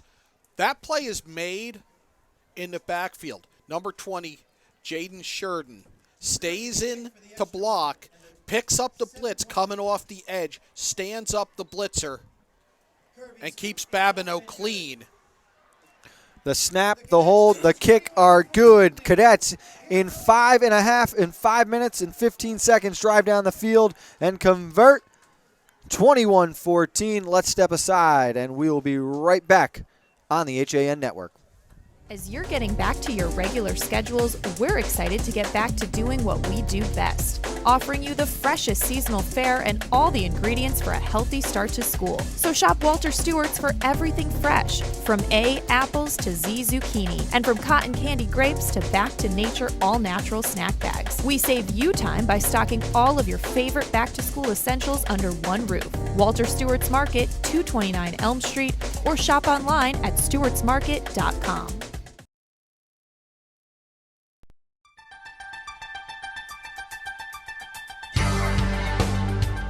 On Election Day in Connecticut, the HAN Network has you covered with real-time results and analysis. Will your town vote for Trump or for Clinton? And who will be representing you in Hartford and in Washington, D.C.? HAN's news reporters and editors will be out in the field talking to the candidates, collecting results, and we'll be breaking it all down on air with live local analysis you won't find anywhere else. Watch Connecticut Election Night 2016 live November 8th at 8 p.m. on HAN.network and Frontier Communications channels 600 and 1600. Raybeck's fielding this one down around the 10-yard line, spins through a couple of tacklers, and he's forced out of bounds just at the 20, just over the 20-yard line. We'll call it the 22. But, John, let's go back to that last touchdown there. A great route, great ball, but it was behind the play on the backside, the block that really allowed it all to happen. Jaden Sheridan stays home. You saw the slot receiver and Sheridan both point out the blitz that was coming. Sheridan steps up to the edge, gets a two-hand shot in on him, stands him up, stops him in his tracks. That allows Babineau to find Malazzi for that catch. Pitch from Speed out to Levy as he looks to go to the outside, and a couple of wreckers coming up, or excuse me, a couple of Cadets coming up to make a big hit there. We had a few flags come flying in, though. A lot going on there. A couple players were even slow to get up.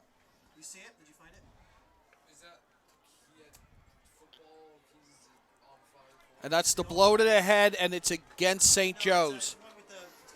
Out there on that tackle, you had Jude Andrzejewski, Robbie Miller, and the safety Nick Osborne. There were 3 players who had come up and put themselves in that window. I think it might have been Andrzejewski, the outside linebacker, who was called for the penalty. That is becoming one of those calls, like a flag in the hold zone, a flag on lined up offside. That's because if it comes in at the end of the tackle, it's a blow to the head. You just know it.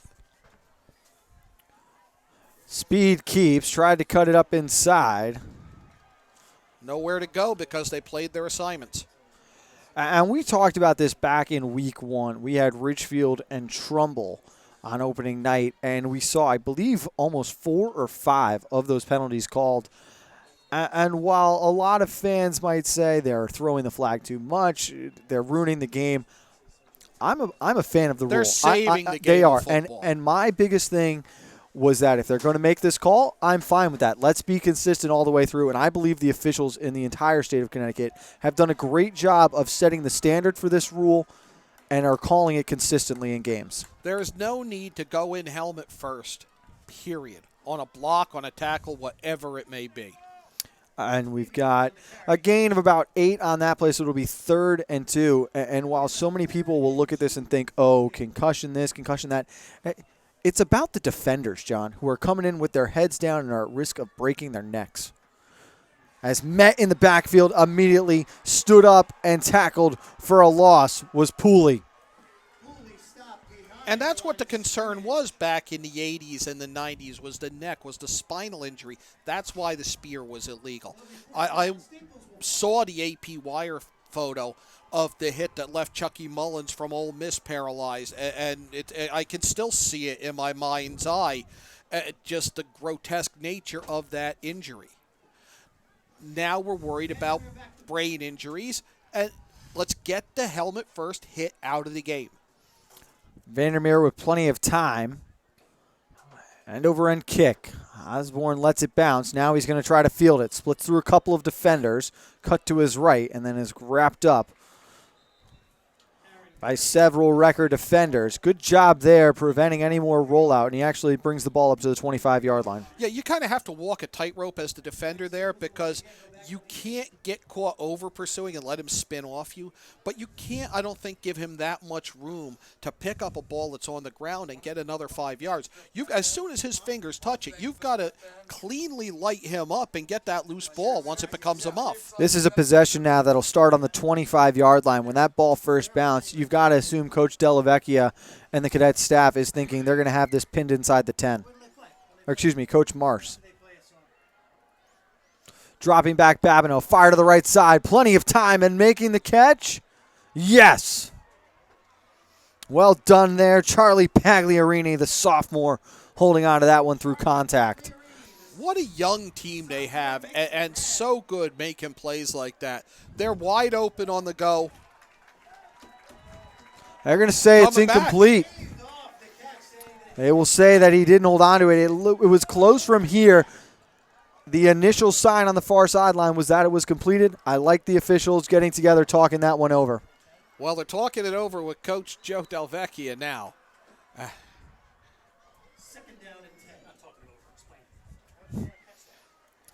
So 2nd and 10 following the incompletion. Trips to the bottom. But again, John, it's that cover 2 beater. You've got an out route to hold the corner, and there's that line drive window for Babineau to fit it through. And he can throw it through a pinhole. And there's another line drive throw that's complete to, you guessed it, Jared Malazzi.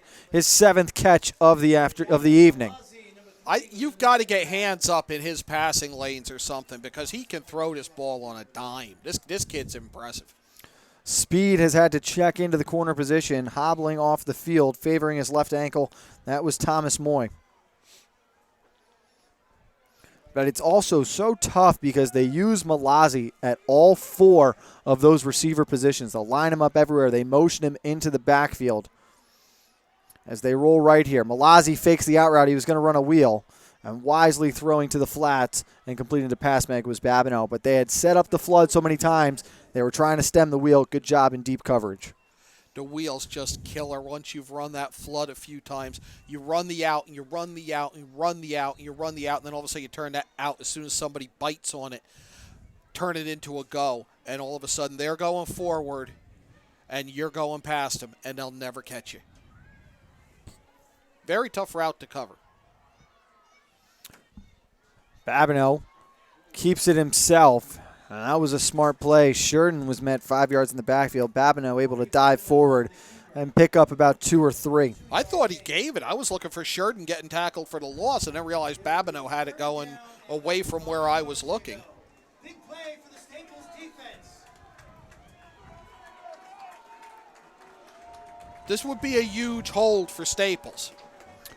Ace formation, 3rd and 7. Babineau dropping back, look to the right. He's got Malazzi. Can he fit it through? Yes! Beat the coverage behind him. Speed dives for his feet. And finally coming over and wrapping him up around the ankles, making the shoestring tackle was Brendan Massoud. But a huge conversion on 3rd down. We've seen them go to the smash concept several times, and the well is still open. He was wide open. Was Malazzi, just there by himself, had time to turn and wait for the ball to give his front number to the quarterback. 1st and goal, and flags come flying in from the left side. I would think they're lined up off sides.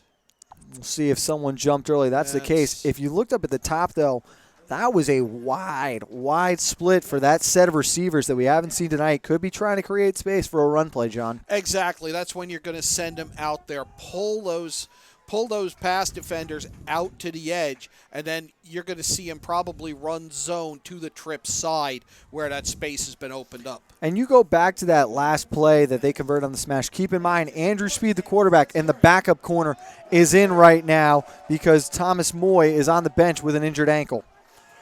They come back to Ace on 1st and 5th goal from the 15. Babineau stays in the pocket. Now escapes left. He's going to turn to run. Cuts back inside, and he's wrapped up and brought down. That was a very good job staying with the quarterback by Blake Runkle. And a loss of a few there back out to the 16 once they corralled Babineau. Charlie Overton and George Harrington in on the stop as well. 2nd and goal on the 17-yard line. Under 2 minutes to play in the 3rd quarter. St. Joe's with a 7-point lead. Babineau dropping back. He's got Malazzi over the middle. He almost didn't know what to do with all that time and space as he crosses the 5-yard line and is brought down to the 3. He was bracing for a hit. There was no one within 10 yards. The second level was vacant. It's a little delay route right there. They stretch the secondary deep, and Malazzi comes out under the clear out. It's great to pick up yardage now. They get 10 back there, almost 12 yards back. It's 3rd and goal from the 3. But Malazzi probably had time could have gone in there with speed. He was flinching and bracing for a hit. Drags aren't that wide open on the whiteboard. They're really not. No, that was well designed. 3rd and goal from the 3. Trips at the top of the screen in the boundary. Babineau on the quarterback keeper. Slipped through the original line. And he's stopped, though, right around the 4-yard line. So decision-making time for Coach Della Vecchia, and he's going to send the field goal unit out. Kirby is 2 of 6 on the season. I'm stunned that there was no fake on that, no rollout, that it was just Babineau take the snap and try to go, unless they thought the pressure would be so intense that he could get through it. This is not much longer than an extra point. He is 30 of 34 on the year. This kick is up and good. It is a 2-score game as the Cadets take a 10-point lead with 27 seconds remaining in the 3rd quarter. Let's step aside, and we will be right back with more high school football on the HAN Network after this. At InSports Trumbull, the game is always on inside. Recently renovated and home to one of Connecticut's largest indoor turf fields, InSports is a multi-sport recreation center providing state-of-the-art facilities for league play, camps, and youth programs. Sign up now for InSports fall and winter lacrosse clinics and leagues. With programs ranging from 1st grade all the way through high school, there's something for every lacrosse player at all levels. Programs include college coaches clinics, youth box winter leagues, high school winter leagues, and 7-on-7 tournaments. For more information and pricing, visit us at insportcenters.com. Like us on Facebook.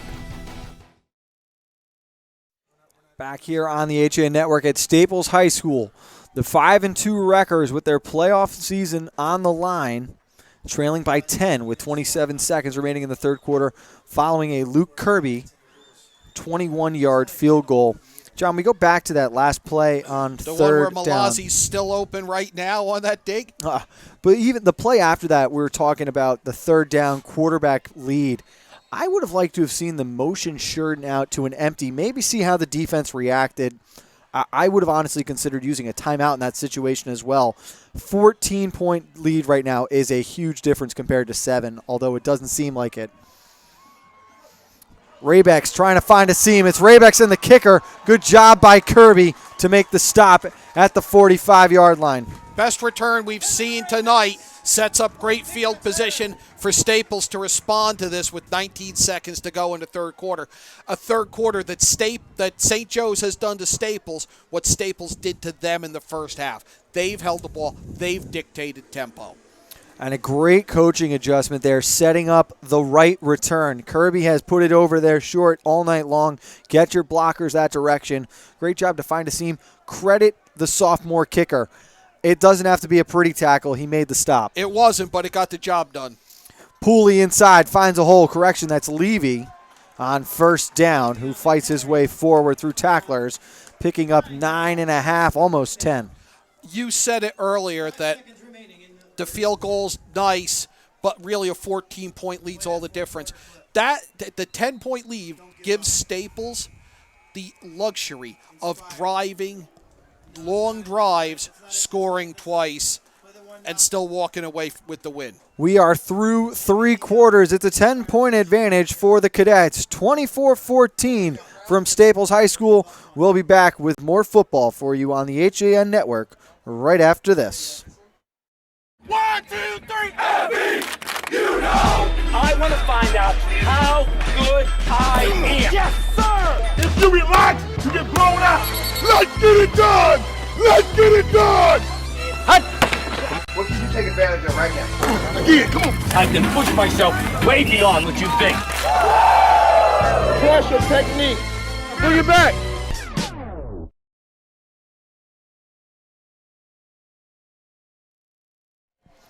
So the fourth quarter begins. Staples 5-2, trailing the 6-1 Cadets 24-14.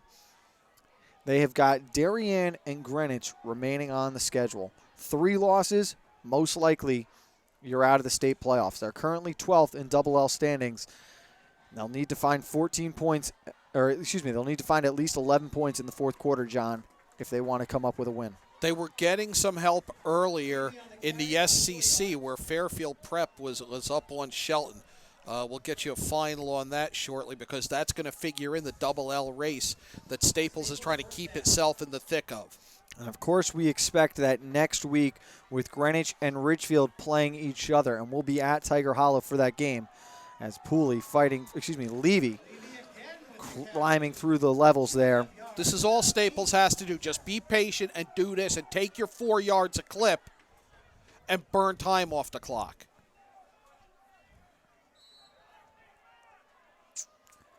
They're keeping Overton.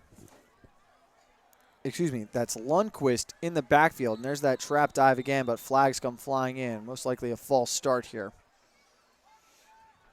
But they are keeping Lundquist in the backfield now as that, up back, like a fullback position with the tight end. And they're setting up that cross trap. Which is a beautiful play when you run it. Few things look as nice as that coming across, that kick out block, tucking in underneath it.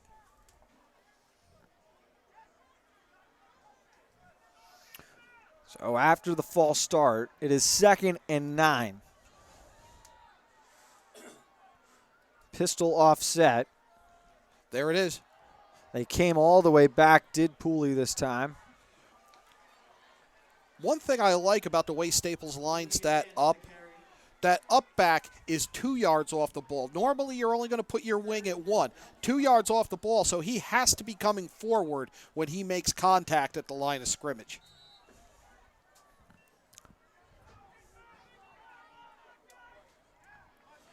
Third and 5.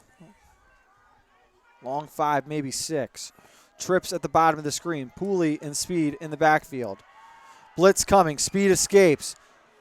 Now he's off on the run outside the pocket. Heading for the first down marker. He goes over the top. This is going to come down to the spot, Frank, and where he came down. It's going to be very close. Credit the effort from the senior quarterback doing what needed to be done. And it is good enough for a Wreckers first down. What a play. That was one of the more amazing feats I've seen at the end of a run in some time, because he got up there, and he is not a small man. Good enough for the first down. 10-12 remaining. That was a 5'10", 180-pound quarterback flying through the air there. Pooley on the dive inside off the triple option. Picks up. Go ahead. Picks up 3 yards. It'll be 2nd and 7. And that's want to. That's a guy that wants to win a football game. That's what you need to compete like a Staples, like a St. Joe's, like a Greenwich, like a Darien, like a New Canaan.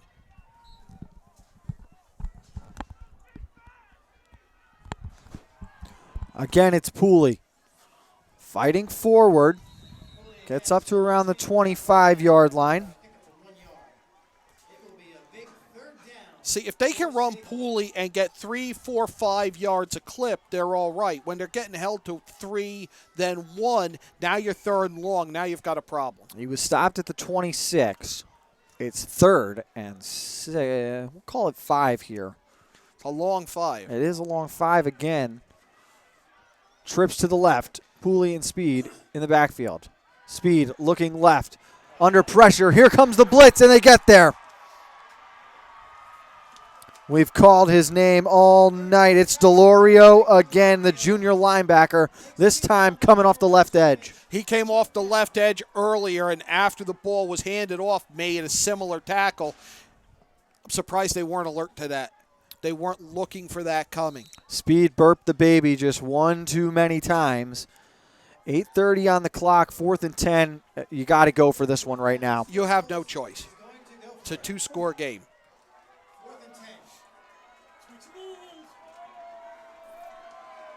They haven't gone to the isolated receiver much. They're going to do it right there. At the line of scrimmage, the D-back tripped. Tried to make the first man miss, and it's good enough for a first down.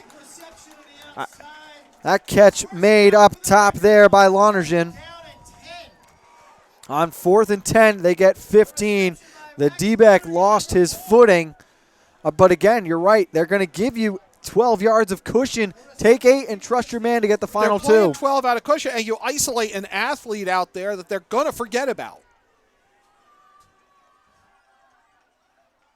Levy in motion. They fake to Pooley, option the opposite way. Looking to pitch.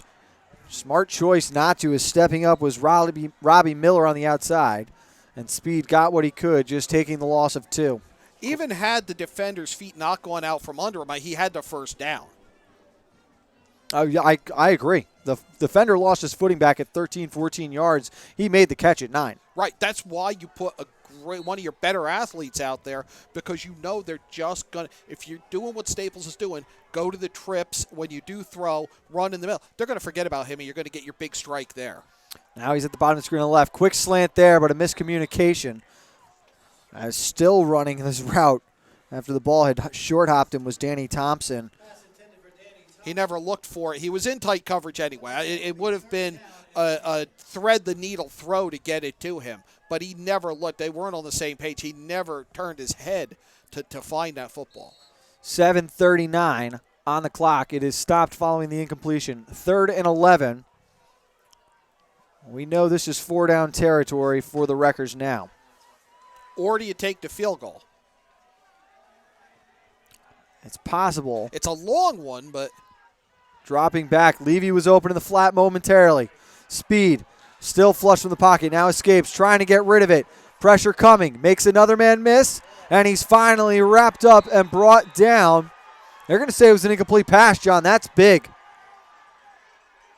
I would be. And they are arguing vehemently on the St. Joe's sideline for grounding, and I think they have a case. I thought we saw Julian Ross come back into the area. I've seen it called for less, and there's a discussion now. But the St. Joe's staff really had to be held back by the official to that side. As of now, it is 4th and 11. That is the call they stick with. No grounding. Make your stop on 4th down, and you don't have to worry about that. And here comes the field goal unit, as you mentioned. Ben Vandermeer. It's a long...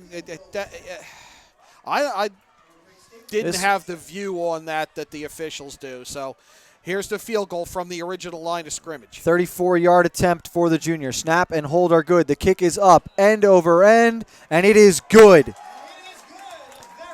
With 7:19, Vandermeer connects from 34. It is 24-17. And Joe Delavecchia is out inside the numbers still, letting them hear about that. So no intentional grounding. Field goal is good. Let's step aside. We'll be right back with the final 7 minutes on the HAN Network. Hi, this is Leo Carl from Carl Chevrolet in New Canaan. And you've heard me talk about the Chevy Volt for years. The new model gets 53 miles on EV charge daily, plus 420-mile full range. But don't take my word for it. You need to come in and test drive the Volt yourself. Visit us at 261 Elm Street in New Canaan or online at carldirect.com. Back on the HAN Network. Following the Vandermeer field goal, it is a 7-point game again, and there has not been a bigger drive all season than what the Rutgers defense is about to face. They need a stop here, and then they need to chew up as much time as they can before they score. And somebody on the St. Joe's sideline has got to get Joe Delavecchia calmed down. He's still hot with the officials. There's the kick, a squib. It bounces. It's scooped up. That's Robbie by Miller. Robbie Miller, who runs into a pile inside the 30. And that's where the Cadets will take over now. Good coverage on the kick. Got about 10 on the return after he scooped it up. But good job bottling him up once he tried to carry it up the middle by the Staples kickoff team. Keep in mind that the Cadets were held scoreless until the 2:15 mark. Until 2:15 were remaining in the second quarter. So the defense for Staples is definitely capable, but the second half has been dominated by the Cadets O-line. 1st and 10. Trips at the top of the screen. Sheridan in between the tackles. That's how you have to play first down if you're Staples and want to make a stop on this drive. Met on the interior. Brandon Adrian in on the stop along with Colin Hunter.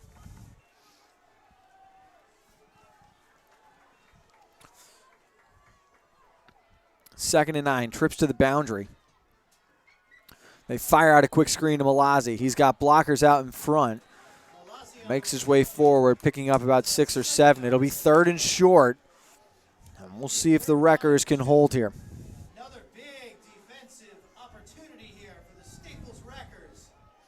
They're going to say he stepped out a little earlier, John. It's actually 3rd and about 5. I had that pegged for 3rd and 3, but of course it's the far side from us. Trips down to the field now. Malazzi in the slot again. They just hit him on the screen on that play.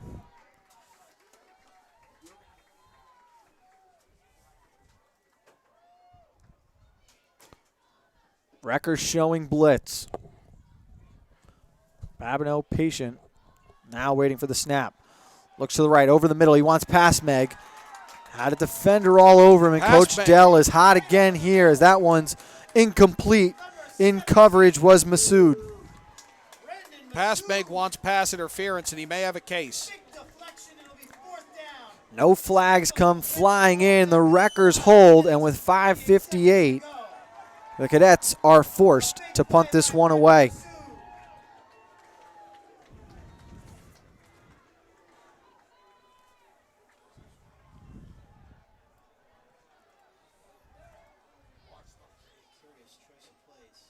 Rutgers showing like they might come after this. Why not? Connor Murphy comes in motion. Pagliarini, a low knuckling kick. Takes a Rutgers bounce and will be down at the 40-yard line. He took so long with that, I think they could have blocked it. And he almost missed that one. You could tell from the way it just knuckled up there. He got it off the end of his toe. Did not make good contact with this one. 5:50 left in regulation. The Rutgers need 60 yards to tie this one up at 24. Speed with trips to the left. And Pooley behind him. He gives to the senior. Crosses the line of scrimmage and runs into a wall of white jerseys.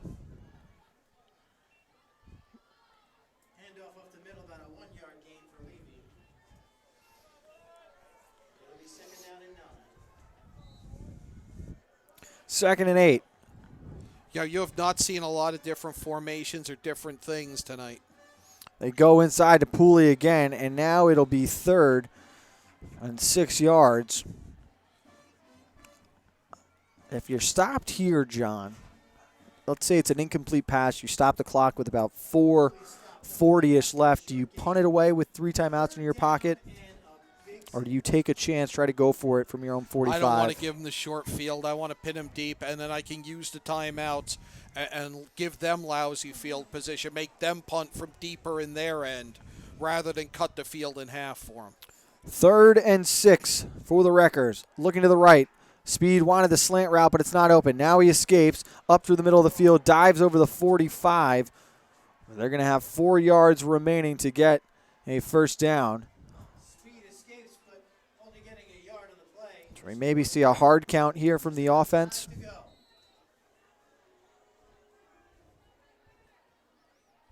Looks as though the offense is going to stay on the field, John.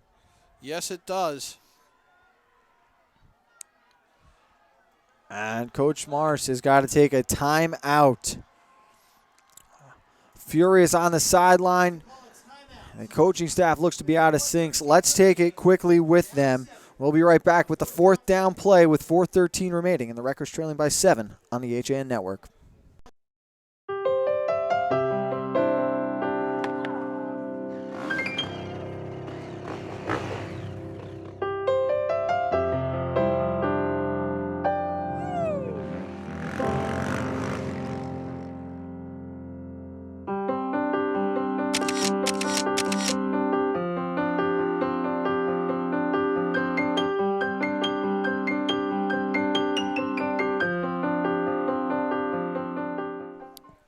Fourth and 5 facing the Wreckers. 4:13 remaining, and as you said, if they can't come up with it, St. Joe's with a short field to work with. They've had the offense in the huddle. No signs of the punt unit coming out, John. The move with bigger repercussions here is that Staples used one of its 3 timeouts here. That decision has to be made without burning the timeout so that whatever happens, you have all your timeouts left. Now if you don't get this, you've got a short field, and you've only got 2 timeouts left to stop it. And it took close to nearly 20 seconds to make that decision as well. So along with wasting a timeout, they lost some key seconds off the clock. 4th and 5 for the Wreckers. Dropping back, looking to the left side. Fires one out. Levy makes the catch, and it's good enough for a first down. Nice throw from Speed, who fired that one out to the left side. St. Joe's had 8 back in pass defense. They weren't bringing anybody. And Staples found a cushion underneath and got what they needed. Huge conversion for Staples. Under 4 minutes to play. 1st and 10 for the Wreckers, who now look much more comfortable on offense. Back to the option. Speed, the keeper. Pitch outside Levy. He's got some space. Murphy trying to hunt him down, and he did well getting him out on the edge, but not before Levy collects about 5 on the triple option to the right side. There was a great stalk going on out on the edge where the wideout was kicking his defender out toward the sideline. That option got caught from the inside out. That was the captain, Julian Ross. We've called his name a couple times on defense at the outside linebacker position. One of the thicker receivers in this conference. As you said, great job putting himself between the carrier and the defender on that stalk block. Got the hands on the defender, kept his feet moving, and just washed him out. Little reverse action here. Levy trying to make a man miss. Defenders coming from all over. Had to cut back inside, and they are upset with that play call on the Staples sideline as they lose all the yardage from that first down play and now face 3rd and 11 with 2:45 on the clock. That's a play that fired up the St. Joe's defense. They tried a little trickery going speed option right, and the cutoff pitch reversed the opposite way. But the backside DN, Brian Harner, along with Mike Delorio, were all over that one. That's doing your job. That's staying home in case they do cut it back. That's the good that can happen. Under 2:30 remaining. 3rd and 11 for the Wreckers. Speed looking to the left side. He wants someone, can't find anyone. Escapes the pocket, now fires one into coverage. Risky throw there. Murphy on the deflection, and it's 4th and 11. See, here now you made the decision the last 4th down not to punt. Now you've cut more than half of your remaining time off of the clock. You don't have time now to punt and pin him deep and play field position. You've lost a timeout, and you've lost the time that you need to score. You've got to go, and they're bringing the punt team out on the field.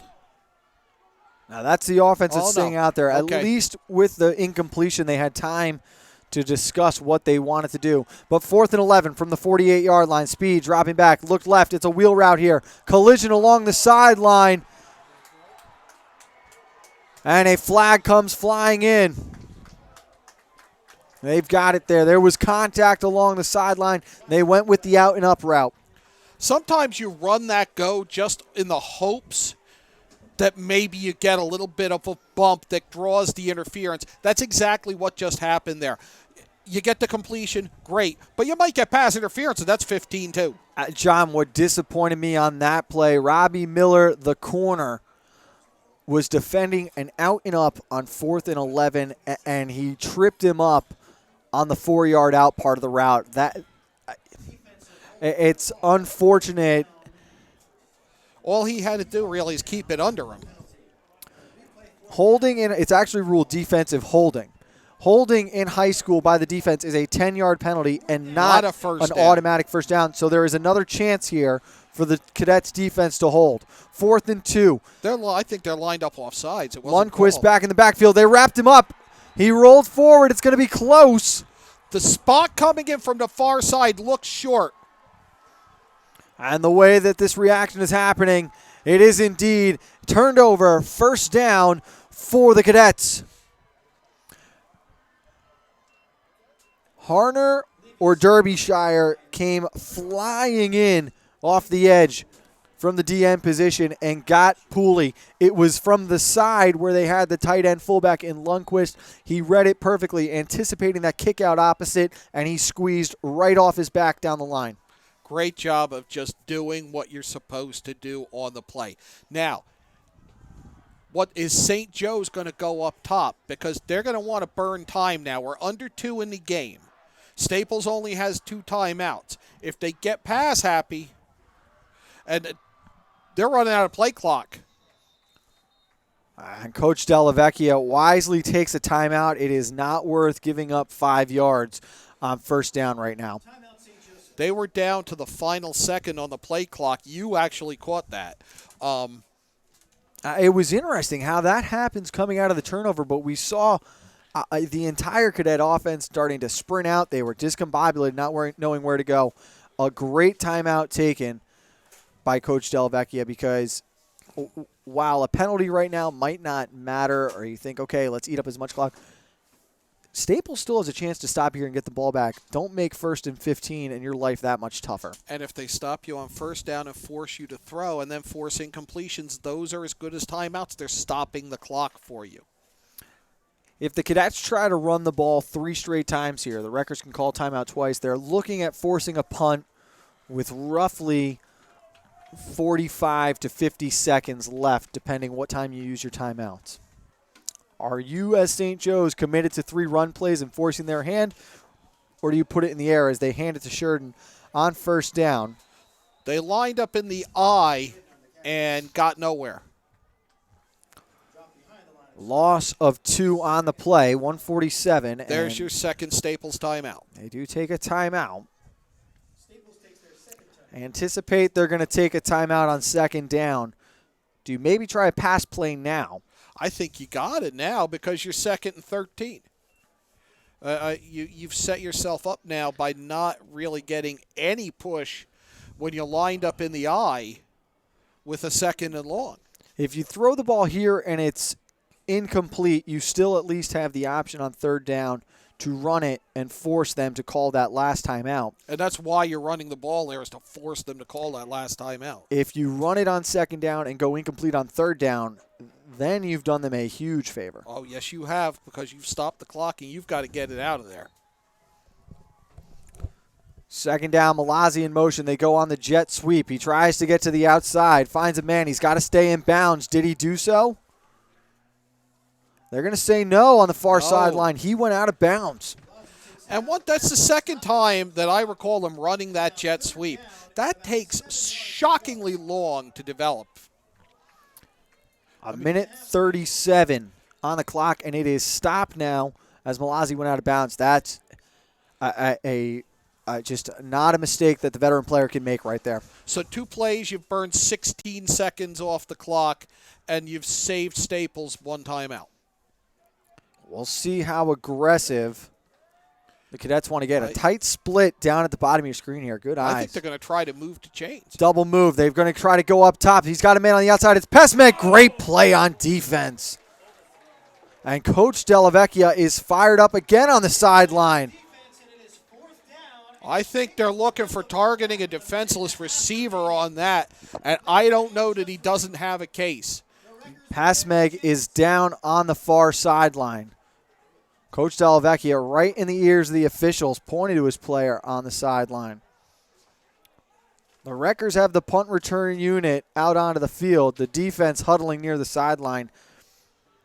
The trainer is with Pesmek, who's on his back. And the flag's flown in. A late flag has come flying in. And now they're waving. Now it's Mars Petrocchio is hot, and his assistants. And the call is it's contact to the helmet. Personal foul. Contact to the helmet on the defense. St. Joseph's will remain. We saw this situation earlier in the year in Greenwich West Hill. And there was some controversy surrounding that call. I agree with you here. I think there was a much closer case in this situation. And I'd have to see a closer look at the replay. That's a football play across the board. It's tough to try and led with the way the rules are written now to protect the receiver from concussion or head injury, and if you go in low to high and you lead with the helmet or you make contact with the helmet, they're gonna flag that. It was very, very close, and again, it's a bang play the way it happens. Mars Petrocchio's at the hash marks, continuing to give an earful to the officials because there was a lot of discussion before that flag was thrown. That was not like, all right, we saw it, here comes the flag. It was, or we saw it, we're hearing about it, we're seeing the player down, yeah, we should flag that. Sheridan bouncing between the tackles, gets back to the original line of scrimmage.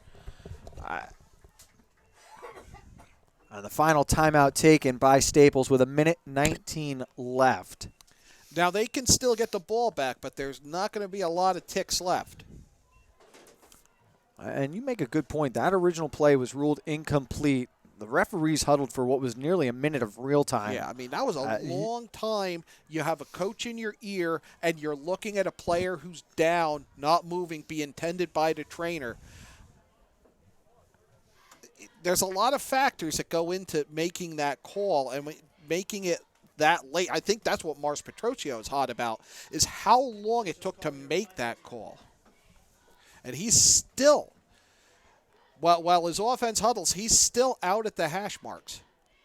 A lot of coaches would have been flagged for unsportsmanlike on both sides. You had your D coordinator in the huddle there, and Coach Petrocchio is still talking to the officials. 1:19 left.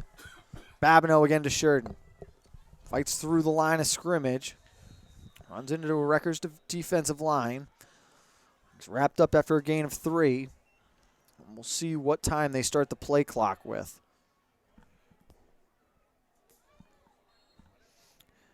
With a minute to go, with 58 seconds remaining, they start the play clock. 25 seconds will run off.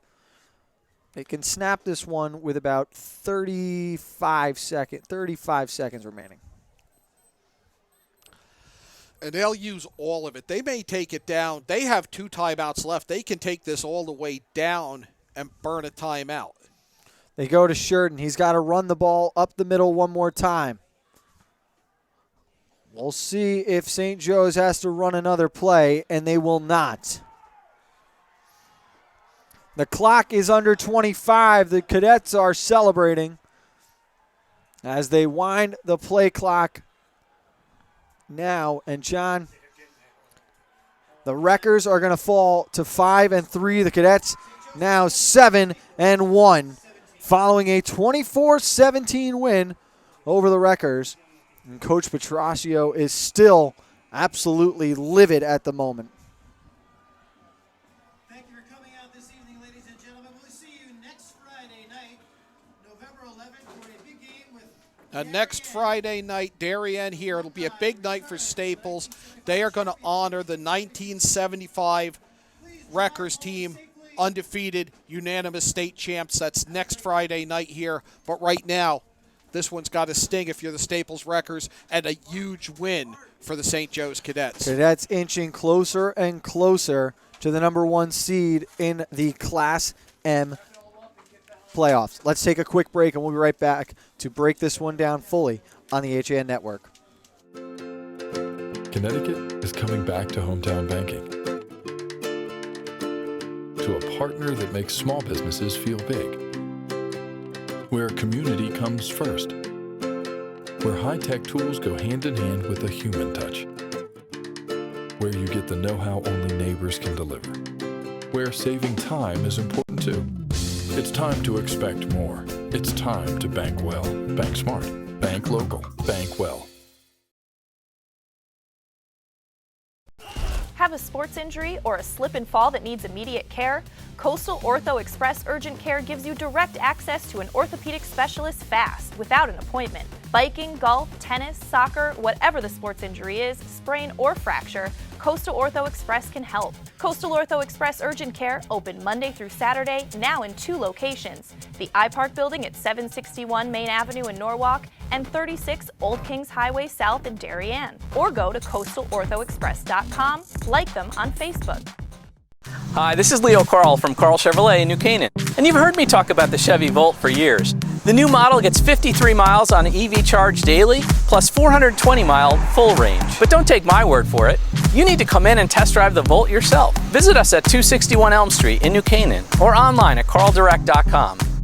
As you're getting back to your regular schedules, we're excited to get back to doing what we do best, offering you the freshest seasonal fare and all the ingredients for a healthy start to school. So shop Walter Stewart's for everything fresh, from A, apples to Z, zucchini, and from cotton candy grapes to back to nature all-natural snack bags. We save you time by stocking all of your favorite back-to-school essentials under one roof. Walter Stewart's Market, 229 Elm Street, or shop online at stewartsmarket.com.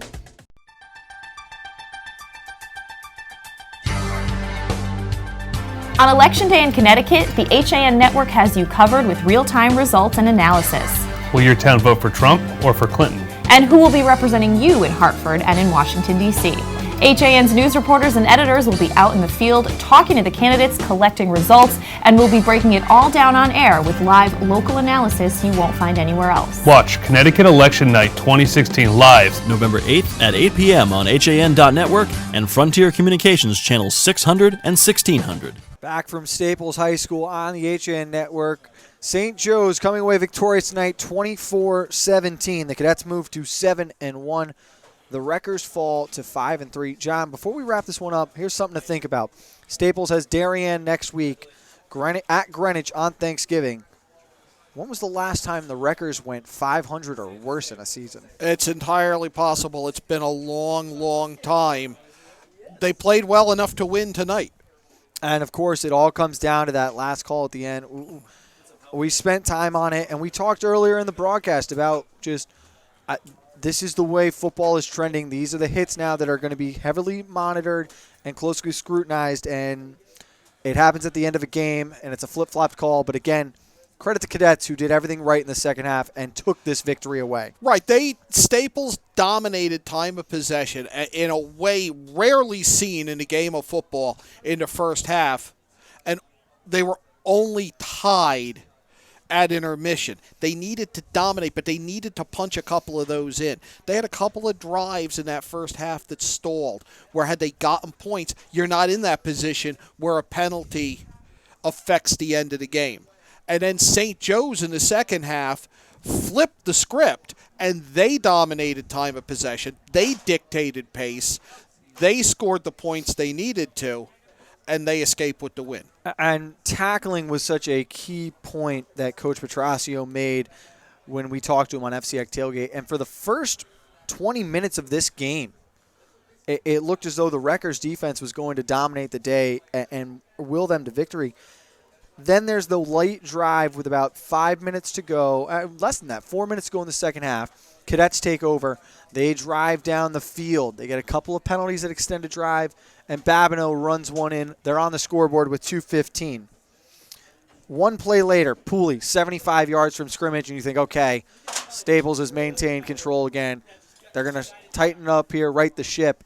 But what a great drive at the end of the first half, and it ends with a blown coverage by Staples that allows Malazzi to score his first touchdown. What's coming up next is the killer, because there's nothing worse for a team's momentum than to give up a touchdown in the final minute of the first half and then give up a touchdown on the first drive of the second, and that's exactly what happens. But you know what made that first drive of the second that much more of a dagger? It ate up 5 minutes and 15 seconds. That had to be more time of possession than St. Joe's had the entire first half. No question. And that was huge because it got them the lead. It swung momentum. It kept Staples from dictating the pace of play. It was Malazzi 5 yards out, his second touchdown catch. That one made it 21-14. Joe's would strike again before the third quarter ended. Kirby, the 21-yard field goal. And we talked at that point in time, too, it made it a two-possession game, which Staples doesn't score another touchdown later on, but it's that extra mountain, those extra drives that you have to overcome. With 7:19 to go in the fourth, Vandermeer connects on a 34-yard field goal, cut it to a one-score game. But after that, the Staples defense holds. Staples gets it back, turns it over, and it was because of penalties on offense that they drive falls out of place, and penalties on defense that extend the St. Joe's drive and allows them to run out the clock. And there were penalties at key points of the game. There weren't a lot of penalties. It was a relatively clean game. But the penalties that there were kind of at pivotal points when a first down was needed, when a first down was really needed in the final drive there. But I want to see that call. I want to see that play again. And I think what has Staples upset is that it was deliberated for some time before it was actually thrown. There's still a chance Staples can qualify for Double L, but right now it looks as though they are playing spoiler for the rest of the season. Again, one last time, it's St. Joe's 24 and Staples 17. The Cadets now 7-1 on the season, and the Wreckers 5-3. We are back tomorrow at 4 o'clock from Fairfield Ludlow with the Girls Volleyball Championship. Number 3 Stanford and number 4 McMahon. For John Kovach, I'm Frank Renito. Everyone else here on site tonight, thanks for tuning in, and we'll see you tomorrow afternoon right here on the HAN Network.